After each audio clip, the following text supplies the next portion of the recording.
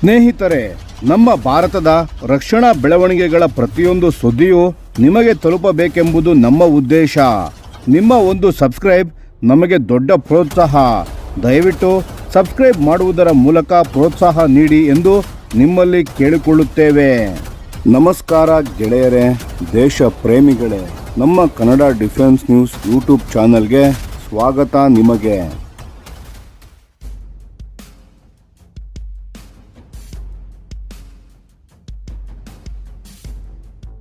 IAC-2 ಭಾರತದ ಹೊಸ ಯುದ್ಧನೌಕೆಯ ತಂತ್ರಜ್ಞಾನ.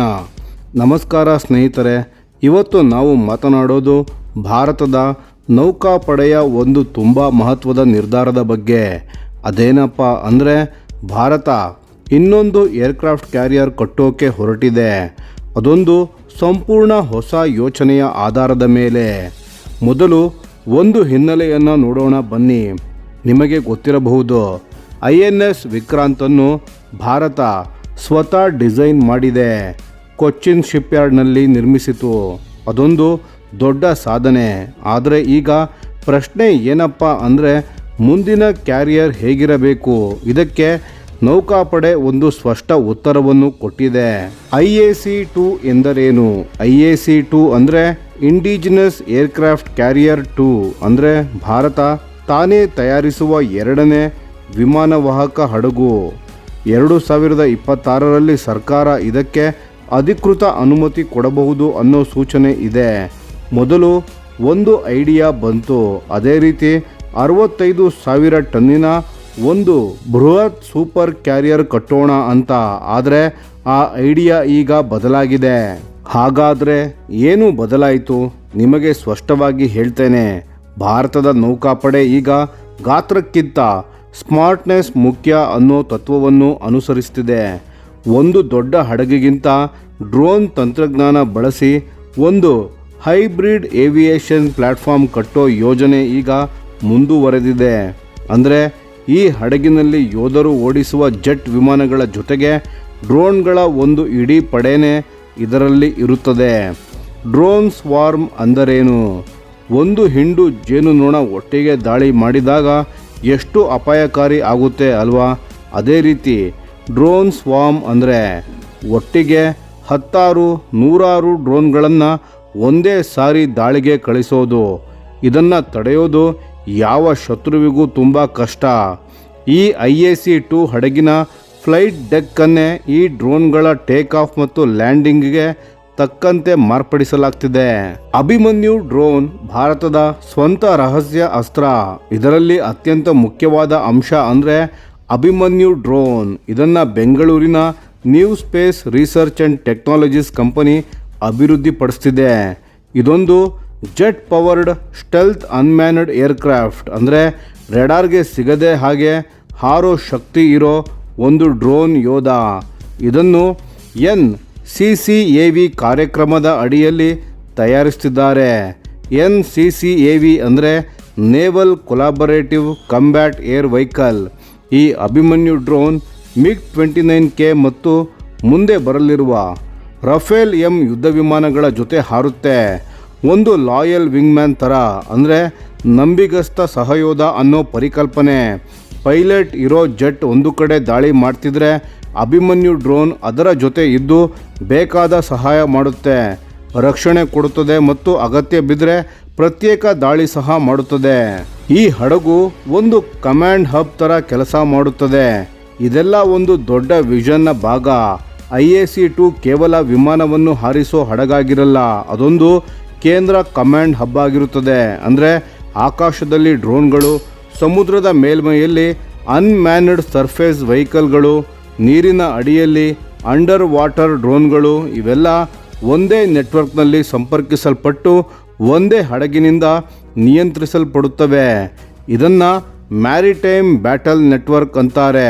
ಹಿಂದೆ ಶಕ್ತಿ ಅಂದರೆ ಎಷ್ಟು ದೊಡ್ಡ ಹಡಗು, ಎಷ್ಟು ಜೆಟ್ ವಿಮಾನ ಅಂತಿದ್ರು. ಈಗ ಶಕ್ತಿ ಅಂದರೆ ಎಷ್ಟು ಸ್ಮಾರ್ಟಾಗಿ ಮಾಹಿತಿ ಸಂಗ್ರಹಿಸುತ್ತೆ, ಎಷ್ಟು ವೇಗವಾಗಿ ನಿರ್ಧಾರ ತಗೋತೀರಾ ಮತ್ತು ಎಷ್ಟು ಹರಡಿ ದಾಳಿ ಮಾಡುತ್ತದೆ. ಹಾಗಾದರೆ 65,000 ಟನ್ ಸೂಪರ್ ಕ್ಯಾರಿಯರ್ ಐಡಿಯಾ ಯಾಕೆ ಬಿಟ್ಟರು? ಅದು ತಪ್ಪು ಐಡಿಯಾ ಆಗಿರಲಿಲ್ಲ ಸ್ನೇಹಿತರೆ. ಒಂದು 65,000 ಟನ್ ಸೂಪರ್ ಕ್ಯಾರಿಯರ್ ಇದ್ದರೆ ಏನಾಗ್ತಿತ್ತು? ಆಕಾಶದಲ್ಲಿ ಭಾರೀ ವಾಯು ಶ್ರೇಷ್ಠತೆ ಇರ್ತಿತ್ತು, ತುಂಬ ಹೆಚ್ಚು ಯುದ್ಧ ವಿಮಾನಗಳನ್ನು ಒಯ್ಯಬಹುದಾಗಿತ್ತು, ದೂರದ ಸಮುದ್ರಗಳಲ್ಲಿ ತಿಂಗಳುಗಟ್ಟಲೆ ಇರಬಹುದಾಗಿತ್ತು. ಇಂಡೋ ಪೆಸಿಫಿಕ್ ಪ್ರದೇಶದಲ್ಲಿ ಭಾರತದ ಸ್ಥಾನ ಭದ್ರ ಮಾಡ್ತಿತ್ತು. ಆದರೆ ಸಮಸ್ಯೆ ಏನು ಅಂದರೆ ಇದಕ್ಕೆ ಎಷ್ಟು ಹಣ ಬೇಕಾಗ್ತಿತ್ತು, ಎಷ್ಟು ವರ್ಷ ತಗೋತಿತ್ತು ಅನ್ನೋದು ತಲೆ ಸುತ್ತು ಭರಿಸುತ್ತದೆ. ಮತ್ತು ಇನ್ನೊಂದು ಅಪಾಯ, ಇಷ್ಟು ಖರ್ಚು ಮಾಡಿ ಒಂದೇ ಹಡಗಿನ ಮೇಲೆ ನಿಂತರೆ ಅದೊಂದು ಹಡಗು ಹಾಳಾದರೆ ಇಡೀ ತಂತ್ರಜ್ಞಾನ ಕುಸಿಯುತ್ತೆ. ಶತ್ರು ಮೊದಲ ದಾಳಿ ಆ ಒಂದು ಹಡಗಿನ ಮೇಲೆ ಮಾಡ್ತಾನೆ. ಹಾಗಾದರೆ ಏನು ನಿರ್ಧರಿಸಿದ್ರು? ಸರ್ಕಾರ ಒಂದು ಬಹಳ ಪ್ರಾಯೋಗಿಕ ನಿರ್ಧಾರ ತಗೊಂಡಿದೆ. 45,000 ಟನ್ ತೂಕದ ಕ್ಯಾರಿಯರನ್ನು ಕಟ್ಟೋದು ಎಂದು. ಇದನ್ನು ಕೊಚ್ಚಿನ್ ಶಿಪ್ಯಾರ್ಡ್ ಲಿಮಿಟೆಡ್ ಅಂದರೆ CSL ನಿರ್ಮಿಸುತ್ತದೆ. INS ವಿಕ್ರಾಂತನ್ನು ಅಲ್ಲೇ ನಿರ್ಮಿಸಲಾಗಿತ್ತು.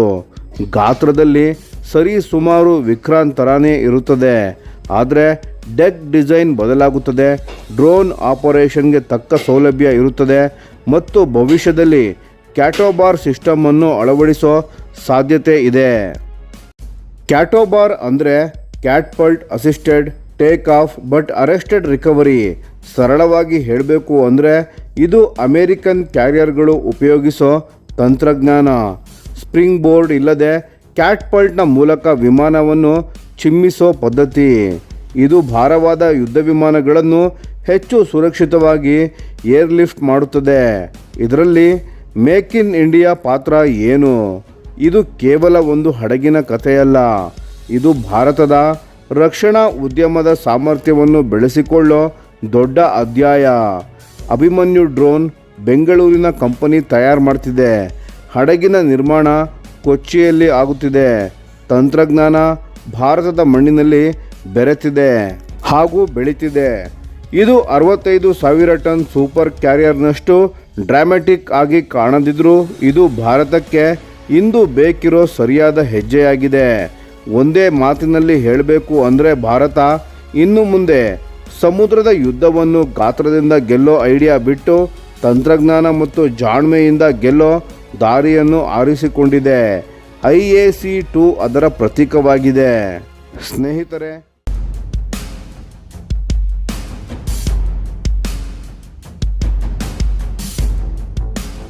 ನಮಸ್ಕಾರ ಸ್ನೇಹಿತರೆ, ಸ್ವಾಗತ ನಮ್ಮ ಚಾನಲ್ಗೆ.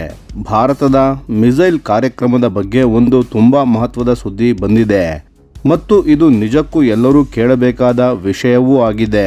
DRDOದ ಅಧ್ಯಕ್ಷರಾದ ಡಾಕ್ಟರ್ ಸಮೀರ್ ವಿ ಕಾಮತ್ ಅವರು ಇತ್ತೀಚೆಗೆ ನಡೆದ ANI ನ್ಯಾಷನಲ್ ಸೆಕ್ಯೂರಿಟಿ ಸಮ್ಮಿಟ್ 2.0ನಲ್ಲಿ ಮಾತನಾಡುತ್ತಾ ಹೇಳಿದ್ದು ಏನೆಂದರೆ, ಭಾರತ ಅಗ್ನಿ-6 ಮಿಸೈಲ್ ಅನ್ನು ಅಭಿವೃದ್ಧಿಪಡಿಸಲು ತಾಂತ್ರಿಕವಾಗಿ ಸಂಪೂರ್ಣ ಸಿದ್ಧವಾಗಿದೆ. ಅವರ ಮಾತಿನಲ್ಲೇ ಹೇಳುವುದಾದರೆ, ಸರ್ಕಾರ ಅನುಮತಿ ಕೊಟ್ಟ ತಕ್ಷಣ ನಾವು ಮುಂದಡಿ ಇಡಲು ರೆಡಿಯಾಗಿದ್ದೇವೆ ಎಂದು. ಅಂದರೆ DRDO ತನ್ನ ಕೆಲಸವನ್ನು ಮಾಡಿ ಮುಗಿಸಿದೆ. ಇನ್ನು ಚೆಂಡು ಸರ್ಕಾರದ ಅಂಗಳದಲ್ಲಿದೆ. ಸರಿ, ಈ ಅಗ್ನಿ-6 ಅಂದರೆ ಏನು ಮತ್ತು ಇದು ಯಾಕೆ ಇಷ್ಟು ಮುಖ್ಯ ಅನ್ನೋದನ್ನು ಸ್ವಲ್ಪ ಅರ್ಥ ಮಾಡಿಕೊಳ್ಳೋಣ. ಸ್ನೇಹಿತರೆ, ಈಗ ನಮ್ಮ ಬಳಿ ಇರುವ ಅಗ್ನಿ-5 ಒಂದು ಅಂತರಖಂಡೀಯ ಬ್ಯಾಲಿಸ್ಟಿಕ್ ಮಿಸೈಲ್. ಸುಮಾರು 5,000 ಕಿಲೋಮೀಟರ್ವರೆಗೆ ಹೊಡೆಯುವ ಸಾಮರ್ಥ್ಯ ಇದೆ. ಆದರೆ ಅಗ್ನಿ-6 ಇದರ ಮೇಲಿನ ಮಟ್ಟ, ಇನ್ನೂ ಹೆಚ್ಚಿನ ರೇಂಜ್, ಇನ್ನೂ ಶಕ್ತಿಶಾಲಿ ಪೇಲೋಡ್ ಮತ್ತು ಅತ್ಯಂತ ಮುಖ್ಯವಾದ ವಿಷಯವು ಏನೆಂದರೆ MIRV ತಂತ್ರಜ್ಞಾನ. MIRV ಅಂದರೆ ಮಲ್ಟಿಪಲ್ ಇಂಡಿಪೆಂಡೆಂಟ್ಲಿ ಟಾರ್ಗೆಟಬಲ್ ರೀಎಂಟ್ರಿ ವೆಹಿಕಲ್ಸ್ ಅಂತ. ಸರಳವಾಗಿ ಹೇಳಬೇಕೆಂದರೆ ಒಂದೇ ಮಿಸೈಲ್ನಿಂದ ಒಂದೇ ಸಲ ಹಲವು ಗುರಿಗಳನ್ನು ಏಕಕಾಲದಲ್ಲಿ ಹೊಡೆಯುವ ಸಾಮರ್ಥ್ಯ. ಇದು ಶತ್ರುವಿನ ಮಿಸೈಲ್ ಡಿಫೆನ್ಸ್ ಸಿಸ್ಟಮನ್ನು ಮಣಿಸಲು ತುಂಬ ಪರಿಣಾಮಕಾರಿ. ಈಗ ಒಂದು ಮುಖ್ಯ ಪ್ರಶ್ನೆ, DRDO ಸಿದ್ಧ ಇದ್ದರೂ ಸರ್ಕಾರ ಏಕೆ ಇನ್ನೂ ನಿರ್ಧಾರ ತೆಗೆದುಕೊಂಡಿಲ್ಲ? ಸ್ನೇಹಿತರೆ, ಇದನ್ನು ಅರ್ಥ ಮಾಡಿಕೊಳ್ಳುವುದು ಅಷ್ಟು ಕಷ್ಟವಿಲ್ಲ. ಅಗ್ನಿ-6 ತರಹದ ಇಂಟರ್ ಕಾಂಟಿನೆಂಟಲ್ ಬ್ಯಾಲಿಸ್ಟಿಕ್ ಮಿಸೈಲ್ ಒಂದು ಸಾಮಾನ್ಯ ಶಸ್ತ್ರಾಸ್ತ್ರವಲ್ಲ. ಇದು ನೇರವಾಗಿ ದೇಶದ ಪರಮಾಣು ನಿರೋಧ ನೀತಿಗೆ ಸಂಬಂಧಿಸಿದ ವಿಷಯವಾಗಿದೆ. ಇಂಥ ನಿರ್ಧಾರಗಳು ಅಂತಾರಾಷ್ಟ್ರೀಯ ಸಂಬಂಧಗಳ ಮೇಲೆ ಆರ್ಮ್ಸ್ ಕಂಟ್ರೋಲ್ ಒಪ್ಪಂದಗಳ ಮೇಲೆ ಮತ್ತು ವಿಶ್ವದ ಇತರ ದೇಶಗಳು ಭಾರತವನ್ನು ಹೇಗೆ ನೋಡುತ್ತವೆ ಎಂಬುದರ ಮೇಲೆ ನೇರ ಪ್ರಭಾವ ಬೀರುತ್ತವೆ. ಹಾಗಾಗಿ ಇದು ಸರ್ಕಾರದ ಉನ್ನತ ರಾಜಕೀಯ ನಾಯಕತ್ವ ತೆಗೆದುಕೊಳ್ಳಬೇಕಾದ ನಿರ್ಧಾರ. DRDO ಅದನ್ನು ತೆಗೆದುಕೊಳ್ಳಲು ಸಾಧ್ಯವಿಲ್ಲ. ಇನ್ನು ತಾಂತ್ರಿಕ ದೃಷ್ಟಿಕೋನದಿಂದ ನೋಡಿದರೆ DRDO ಇಷ್ಟು ಬೇಗ ಹೇಗೆ ಸಿದ್ಧವಾಯಿತು ಅನ್ನೋ ಪ್ರಶ್ನೆ ಕೆಲವರಿಗೆ ಬರಬಹುದು. ಉತ್ತರ ಸರಳ. ಅಗ್ನಿ ಸರಣಿ ಮಿಸೈಲ್ಗಳು ದಶಕಗಳ ಅಭಿವೃದ್ಧಿ ಕಾರ್ಯದಿಂದ DRDO ಈಗಾಗಲೇ propulsion, guidance system, re-entry vehicle designs ಮತ್ತು ಅಡ್ವಾನ್ಸ್ಡ್ ಮೆಟೀರಿಯಲ್ಸ್ ಈ ಎಲ್ಲ ಕ್ಷೇತ್ರಗಳಲ್ಲಿ ಉತ್ತಮ ಪ್ರಗತಿಯನ್ನು ಸಾಧಿಸಿದೆ. ಹಾಗಾಗಿ ಅಗ್ನಿ 6 ಅನ್ನು ಶೂನ್ಯದಿಂದ ಶುರು ಮಾಡುವ ಅಗತ್ಯ ಇಲ್ಲ. ಈಗಾಗಲೇ ಇರುವ ತಂತ್ರಜ್ಞಾನವನ್ನು ಮೇಲ್ದರ್ಜೆಗೇರಿಸಿ ಮುಂದೆ ಹೋಗಬಹುದು. ಇದರಿಂದ ಸಮಯ ಮತ್ತು ಅಪಾಯ ಎರಡೂ ಕಡಿಮೆ ಆಗುತ್ತದೆ. ಇದರ ಜೊತೆಗೆ ಕಾಮತ್ ಅವರು ಇನ್ನೊಂದು ಮಹತ್ವದ ವಿಷಯವನ್ನು ಹೇಳಿದ್ದಾರೆ. ಕನ್ವೆನ್ಷನಲ್ ಮಿಸೈಲ್ ಫೋರ್ಸ್ ರಚನೆಯ ಬಗ್ಗೆ. ಅವರ ಪ್ರಕಾರ ಭಾರತಕ್ಕೆ 3 ರೀತಿಯ ಬ್ಯಾಲಿಸ್ಟಿಕ್ ಮಿಸೈಲ್ಗಳು ಬೇಕು. ಶಾರ್ಟ್ ರೇಂಜ್, ಮೀಡಿಯಂ ರೇಂಜ್ ಮತ್ತು 2000 ಕಿಲೋಮೀಟರ್ ವರೆಗಿನ ದೀರ್ಘ ಶ್ರೇಣಿಯ ಕ್ಷಿಪಣಿಗಳು. ಅದರ ಜೊತೆಗೆ ಕ್ರೂಸ್ ಮಿಸೈಲ್ಸ್ ಮತ್ತು ಹೈಪರ್ಸಾನಿಕ್ ಮಿಸೈಲ್ಗಳು ಕೂಡ ಈ ಪಡೆಯಲ್ಲಿ ಸೇರಿಸಬೇಕು ಅಂತ. ಬೇರೆ ಬೇರೆ ರೇಂಜ್ಗಳಲ್ಲಿ ಬೇರೆ ಬೇರೆ ಟ್ಯಾಕ್ಟಿಕಲ್ ಉದ್ದೇಶಗಳಿಗೆ ಬಳಸಲು. ಮತ್ತು ಶಾರ್ಟ್ ರೇಂಜ್ ವಿಭಾಗದಲ್ಲಿ ಒಳ್ಳೆ ಸುದ್ದಿ ಏನೆಂದರೆ ಪ್ರಳಯ್ ಮಿಸೈಲ್ ಈಗ ಅಂತಿಮ ಟೆಸ್ಟಿಂಗ್ನ ಹಂತದಲ್ಲಿದೆ ಮತ್ತು ಶೀಘ್ರದಲ್ಲೇ ಸೇನೆಗೆ ಇಂಡಕ್ಟ್ ಆಗಲಿದೆ ಎಂದು ಕಾಮತ್ ರವರು ಹೇಳಿದ್ದಾರೆ. ಇದಲ್ಲದೆ ಈಗಾಗಲೇ ಇರುವ ಕೆಲ ಸ್ಟ್ರಾಟಜಿಕ್ ಮಿಸೈಲ್ಗಳನ್ನು ಟ್ಯಾಕ್ಟಿಕಲ್ ಉಪಯೋಗಕ್ಕೆ ಕನ್ವರ್ಟ್ ಮಾಡಬಹುದು ಎಂದು ತಿಳಿಸಿದ್ದಾರೆ. ಡಿಫೆನ್ಸ್ನ ಕಾರ್ಯದರ್ಶಿಯಾದ ರಾಜೇಶ್ ಕುಮಾರ್ ಸಿಂಗ್ ಅವರು ಕೂಡ ಅದೇ ಸಮ್ಮಿಟ್ನಲ್ಲಿ ಮಾತನಾಡಿ ಭಾರತ ಒಂದು ಬಹುಶ್ರೇಣಿಯ ಕನ್ವೆನ್ಷನಲ್ ಮಿಸೈಲ್ ಫೋರ್ಸ್ ನಿರ್ಮಿಸಲು ಕೆಲಸ ಮಾಡುತ್ತಿದೆ ಎಂದು ಸ್ಪಷ್ಟಪಡಿಸಿದ್ದಾರೆ. ಒಟ್ಟಿನಲ್ಲಿ ಹೇಳಬೇಕೆಂದರೆ DRDO ತನ್ನ ಸಾಮರ್ಥ್ಯವನ್ನು ತೋರಿಸಿದೆ. ತಂತ್ರಜ್ಞಾನ ಸಿದ್ಧವಾಗಿದೆ. ಅಗ್ನಿ 6 ಭಾರತದ ಮಿಸೈಲ್ ಶಕ್ತಿಯನ್ನು ಇನ್ನೊಂದು ಮಟ್ಟಕ್ಕೆ ಕೊಂಡೊಯ್ಯಲಿದೆ.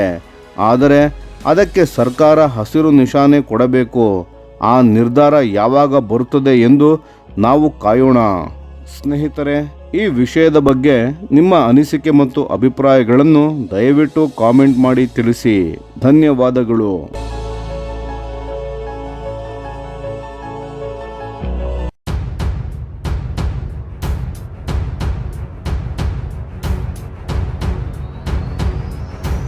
ಭಾರತದ ರಕ್ಷಣಾ ರಫ್ತು ಕ್ರಾಂತಿ. ಸ್ನೇಹಿತರೆ, ಇವತ್ತು ನಾವು ಮಾತನಾಡಲಿರುವ ವಿಷಯ ನಿಮಗೆ ನಿಜಕ್ಕೂ ಅಚ್ಚರಿಯನ್ನು ತರಿಸುತ್ತದೆ. ಭಾರತ ಒಂದು ಕಾಲದಲ್ಲಿ ರಷ್ಯಾ ಮತ್ತು ಸೋವಿಯತ್ ಶಸ್ತ್ರಾಸ್ತ್ರಗಳನ್ನು ಅತಿ ಹೆಚ್ಚು ಖರೀದಿಸುತ್ತಿದ್ದ ದೇಶ. ಈಗ ಅದೇ ರಷ್ಯಾದ ಮಾರ್ಕೆಟನ್ನು ಸವಾಲು ಹಾಕುವ ಮಟ್ಟಕ್ಕೆ ಬೆಳೆದು ನಿಂತಿದೆ. ಮತ್ತು ಇದನ್ನು ಹೇಳುತ್ತಿರುವವರು ಯಾರೋ ಅಲ್ಲ, ಖುದ್ದು ರಷ್ಯಾದ ಪತ್ರಕರ್ತ ಮತ್ತು ರಾಜಕೀಯ ವಿಶ್ಲೇಷಕರಾದ ವಾಸಿಲಿ ಗೊಲೊವ್ನಿನ್ ಅವರು. ಹಾಗಾದರೆ ನಿಜವಾಗಿಯೂ ಏನು ನಡೀತಿದೆ? ಭಾರತ ಹೇಗೆ ಈ ಮಟ್ಟಕ್ಕೆ ತಲುಪಿತು? ಬನ್ನಿ ಒಂದೊಂದಾಗಿ ನೋಡೋಣ. ಸಂಖ್ಯೆಗಳ ಕತೆ. ಮೊದಲು ಸಂಖ್ಯೆಗಳ ಬಗ್ಗೆ ಮಾತನಾಡೋಣ. ಯಾಕಂದರೆ ಇಲ್ಲಿ ಸಂಖ್ಯೆಗಳೇ ಎಲ್ಲವನ್ನೂ ಹೇಳುತ್ತದೆ. ಇತ್ತೀಚಿನ ಹಣಕಾಸು ವರ್ಷದಲ್ಲಿ ಭಾರತದ ರಕ್ಷಣಾ ರಫ್ತು ಸುಮಾರು 38,400 ಕೋಟಿ ರೂಪಾಯಿಗಳು, ಅಂದರೆ ಸರಿ ಸುಮಾರು $4.8 ಬಿಲಿಯನ್ ಅನ್ನು ತಲುಪಿದೆ. ಇದು ಹಿಂದಿನ ವರ್ಷಕ್ಕೆ ಹೋಲಿಸಿದರೆ ಬರೋಬ್ಬರಿ 60ರಷ್ಟು ಹೆಚ್ಚಳವಾಗಿದೆ. ಆದರೆ ನಿಜವಾದ ಅಚ್ಚರಿ ಇರೋದು ಇಲ್ಲೇ. ಪ್ರಧಾನಿ ನರೇಂದ್ರ ಮೋದಿ ಅವರ 12 ವರ್ಷಗಳ ಅವಧಿಯಲ್ಲಿ ಭಾರತದ ರಕ್ಷಣಾ ರಫ್ತು ಬರೋಬ್ಬರಿ 56 ಪಟ್ಟು ಹೆಚ್ಚಾಗಿದೆ. 56 ಪಟ್ಟು. ಇದು ಬೆಳವಣಿಗೆ ಅಲ್ಲ ಸ್ನೇಹಿತರೆ, ಇದೊಂದು ಪರಿವರ್ತನೆ. ಸರ್ಕಾರಿ ದಾಖಲೆಗಳ ಪ್ರಕಾರ ಭಾರತ ಇದೀಗ ವಿಶ್ವದ ಟಾಪ್ 25 ಶಸ್ತ್ರಾಸ್ತ್ರ ರಫ್ತುದಾರ ದೇಶಗಳ ಪಟ್ಟಿಯಲ್ಲಿ ಸ್ಥಾನ ಪಡೆದಿದೆ. ಸಾರ್ವಜನಿಕ ವಲಯದ ಉದ್ಯಮಗಳಿಂದ ರಫ್ತು %151ರಷ್ಟು ಬೆಳೆದಿದ್ದು, ಖಾಸಗಿ ಕ್ಷೇತ್ರ ಕೂಡ ಭರದಿಂದ ಸಾಗಿದೆ. ಹೊಸ ಮಾರ್ಕೆಟ್ಗಳು, ಹೊಸ ಗೆಳೆಯರು. ಇನ್ನು 2020ರ ನಂತರ ಭಾರತ ಯಾವ ಹೊಸ ದೇಶಗಳಿಗೆ ಕಾಲಿಟ್ಟಿದೆ ಅಂತ ನೋಡಿ. ಇದು ನಿಮಗೆ ನಿಜಕ್ಕೂ ಆಶ್ಚರ್ಯವನ್ನು ತರಿಸುತ್ತದೆ. ಫಿಲಿಪೈನ್ಸ್ ಇಂದು ಭಾರತದ ಅತಿದೊಡ್ಡ ರಕ್ಷಣಾ ಆಮದುದಾರ ದೇಶವಾಗಿ ಹೊರಹೊಮ್ಮಿದೆ. ಒಟ್ಟು ರಫ್ತಿನ 40% ಅಲ್ಲಿಗೆ ಹೋಗುತ್ತಿದೆ. ಮುಖ್ಯ ಕಾರಣ ಬ್ರಹ್ಮೋಸ್ ಸೂಪರ್ಸಾನಿಕ್ ಕ್ರೂಸ್ ಮಿಸೈಲ್. ಅದಕ್ಕಾಗಿ ಮಾಡಿದ ಒಪ್ಪಂದ ಏನಿದ್ದರೂ $375 ಮಿಲಿಯನ್. 32% ಪಾಲಿನೊಂದಿಗೆ 2ನೇ ಸ್ಥಾನದಲ್ಲಿ ಅರ್ಮೇನಿಯಾ ಇದೆ ಹಾಗೂ ವಿಯೆಟ್ನಾಂ 11% ಪಾಲಿನೊಂದಿಗೆ 3ನೇ ಸ್ಥಾನದಲ್ಲಿದೆ. ಇಲ್ಲಿ ಒಂದು ಮುಖ್ಯ ವಿಷಯ ಗಮನಿಸಿ, ಕೇವಲ 5 ವರ್ಷಗಳ ಹಿಂದೆ ಈ 3 ದೇಶಗಳಲ್ಲಿ ಭಾರತದ ರಕ್ಷಣಾ ರಫ್ತಿನ ಯಾವ ಕುರುಹು ಇರಲಿಲ್ಲ, ಶೂನ್ಯ. ಈಗ ನೋಡಿ ಎಲ್ಲಿಗೆ ಬಂದಿದ್ದೀವಿ. ಅಷ್ಟೇ ಅಲ್ಲ, ವಿಯೆಟ್ನಾಂ ಮತ್ತು ಇಂಡೋನೇಷ್ಯಾ ಕೂಡ ಇನ್ನಷ್ಟು ಬ್ರಹ್ಮೋಸ್ ಕ್ಷಿಪಣಿಗಳನ್ನು ಮತ್ತು ತಮ್ಮ ನೌಕಾಪಡೆಯ ಯುದ್ಧ ನೌಕೆಗಳಿಗಾಗಿ ಚರ್ಚೆಯನ್ನು ನಡೆಸುತ್ತಿವೆ. ಅರ್ಮೇನಿಯಾ ಪ್ರಕರಣ ರಷ್ಯಾಕ್ಕೆ ನೇರ ಸವಾಲು. ಈಗ ಅರ್ಮೇನಿಯಾ ಬಗ್ಗೆ ಸ್ವಲ್ಪ ಹೆಚ್ಚು ಮಾತನಾಡೋಣ ಸ್ನೇಹಿತರೆ, ಯಾಕಂದ್ರೆ ಇದು ತುಂಬಾ ಮಹತ್ವದ ಬೆಳವಣಿಗೆ. ಅರ್ಮೇನಿಯಾ ಹಿಂದಿನಿಂದಲೂ ತನ್ನ ಮಿಲಿಟರಿ ಅಗತ್ಯಗಳಿಗಾಗಿ ರಷ್ಯಾವನ್ನೇ ಅವಲಂಬಿಸಿತ್ತು. ಆದರೆ ಅಜರ್ಬೈಜಾನ್ ಜೊತೆ ನಡೆದ ಸಂಘರ್ಷದ ನಂತರ ಅದರ ಲೆಕ್ಕಾಚಾರ ಬದಲಾಯಿತು. ರಷ್ಯಾ ಅಗತ್ಯ ಸಮಯದಲ್ಲಿ ಸ್ಪಂದಿಸಲಿಲ್ಲ. ಯಾಕಂದರೆ ರಷ್ಯಾ ಈಗ ತನ್ನ ಎಲ್ಲ ಸಂಪನ್ಮೂಲಗಳನ್ನು ಉಕ್ರೇನ್ ಯುದ್ಧಕ್ಕೆ ತೊಡಗಿಸಿಕೊಂಡಿದೆ. ಹಾಗಾಗಿ ಅರ್ಮೇನಿಯಾ ತಿರುಗಿ ಭಾರತದ ಕಡೆ ನೋಡಿತು. ಭಾರತದ Pinaka multi barrel rocket launcher ಮತ್ತು ಆಕಾಶ್ ಸರ್ಫೇಸ್ ಟು ಏರ್ ಕ್ಷಿಪಣಿ ವ್ಯವಸ್ಥೆ, ಇವೆರಡು ಅರ್ಮೇನಿಯಾ ತನ್ನ ರಕ್ಷಣೆಗಾಗಿ ಆರಿಸಿಕೊಂಡ ಆಯ್ಕೆಗಳು. ಇದು ಕೇವಲ ಒಂದು ಶಸ್ತ್ರಾಸ್ತ್ರ ಖರೀದಿ ಅಲ್ಲ, ಇದು ಸೋವಿಯತ್ ನಂತರದ ಜಗತ್ತಿನಲ್ಲಿ ರಷ್ಯಾದ ಪ್ರಭಾವ ಕ್ಷೀಣಿಸುತ್ತಿರುವ ಸ್ಪಷ್ಟ ಸಂಕೇತವಾಗಿದೆ.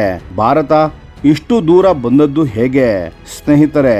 ಇದಕ್ಕೆ ಉತ್ತರ ಇರೋದು 2 ಕಡೆ: ಆತ್ಮನಿರ್ಭರ ಭಾರತ ಮತ್ತು ಜಾಣ ರಾಜತಾಂತ್ರಿಕತೆ. ಒಂದೆಡೆ ಭಾರತ ತನ್ನ ವಿದೇಶಿ ಅವಲಂಬನೆಯನ್ನು ಕಡಿಮೆ ಮಾಡಿಕೊಳ್ಳುತ್ತಿದೆ, ಮತ್ತೊಂದೆಡೆ ಜಗತ್ತಿಗೆ ವಿಶ್ವಾಸಾರ್ಹ ಪೂರೈಕೆದಾರನಾಗಿ ಹೊರಹೊಮ್ಮುತ್ತಿದೆ. ಫಿರಂಗಿಗಳಿಂದ ಹಿಡಿದು ಎಲೆಕ್ಟ್ರಾನಿಕ್ಸ್ನವರೆಗೆ ಭಾರತದ ರಕ್ಷಣಾ ಉತ್ಪನ್ನಗಳು ಇದೀಗ 80%ಕ್ಕೂ ಹೆಚ್ಚು ದೇಶಗಳನ್ನು ತಲುಪುತ್ತಿವೆ. ಜಾಗತಿಕ ವಿಶ್ಲೇಷಕರು ಇದನ್ನು ಬಹಳ ನಿಕಟವಾಗಿ ಗಮನಿಸುತ್ತಿದ್ದಾರೆ. ಭಾರತ ಏಷ್ಯಾ ಮತ್ತು ಅದರಾಚೆ ರಷ್ಯಾದ ದೀರ್ಘಕಾಲೀನ ಮಾರ್ಕೆಟ್ ಪ್ರಾಬಲ್ಯಕ್ಕೆ ಯಾವ ರೀತಿ ಸವಾಲು ಹಾಕಲಿದೆ ಎಂದು. ಸ್ನೇಹಿತರೆ, ಒಂದು ಕಾಲದಲ್ಲಿ ಶಸ್ತ್ರಾಸ್ತ್ರಗಳನ್ನು ಖರೀದಿಸುತ್ತಿದ್ದ ಭಾರತ ಇಂದು ಮಾರಾಟ ಮಾಡುವ ಸ್ಥಿತಿಗೆ ಬಂದಿದೆ. ಇದು ಸಣ್ಣ ಸಾಧನೆ ಅಲ್ಲ, ಇದು ಭಾರತದ ರಕ್ಷಣಾ ಉದ್ಯಮದ ಪಕ್ವತೆಯ ಸ್ಪಷ್ಟ ಸಂಕೇತ.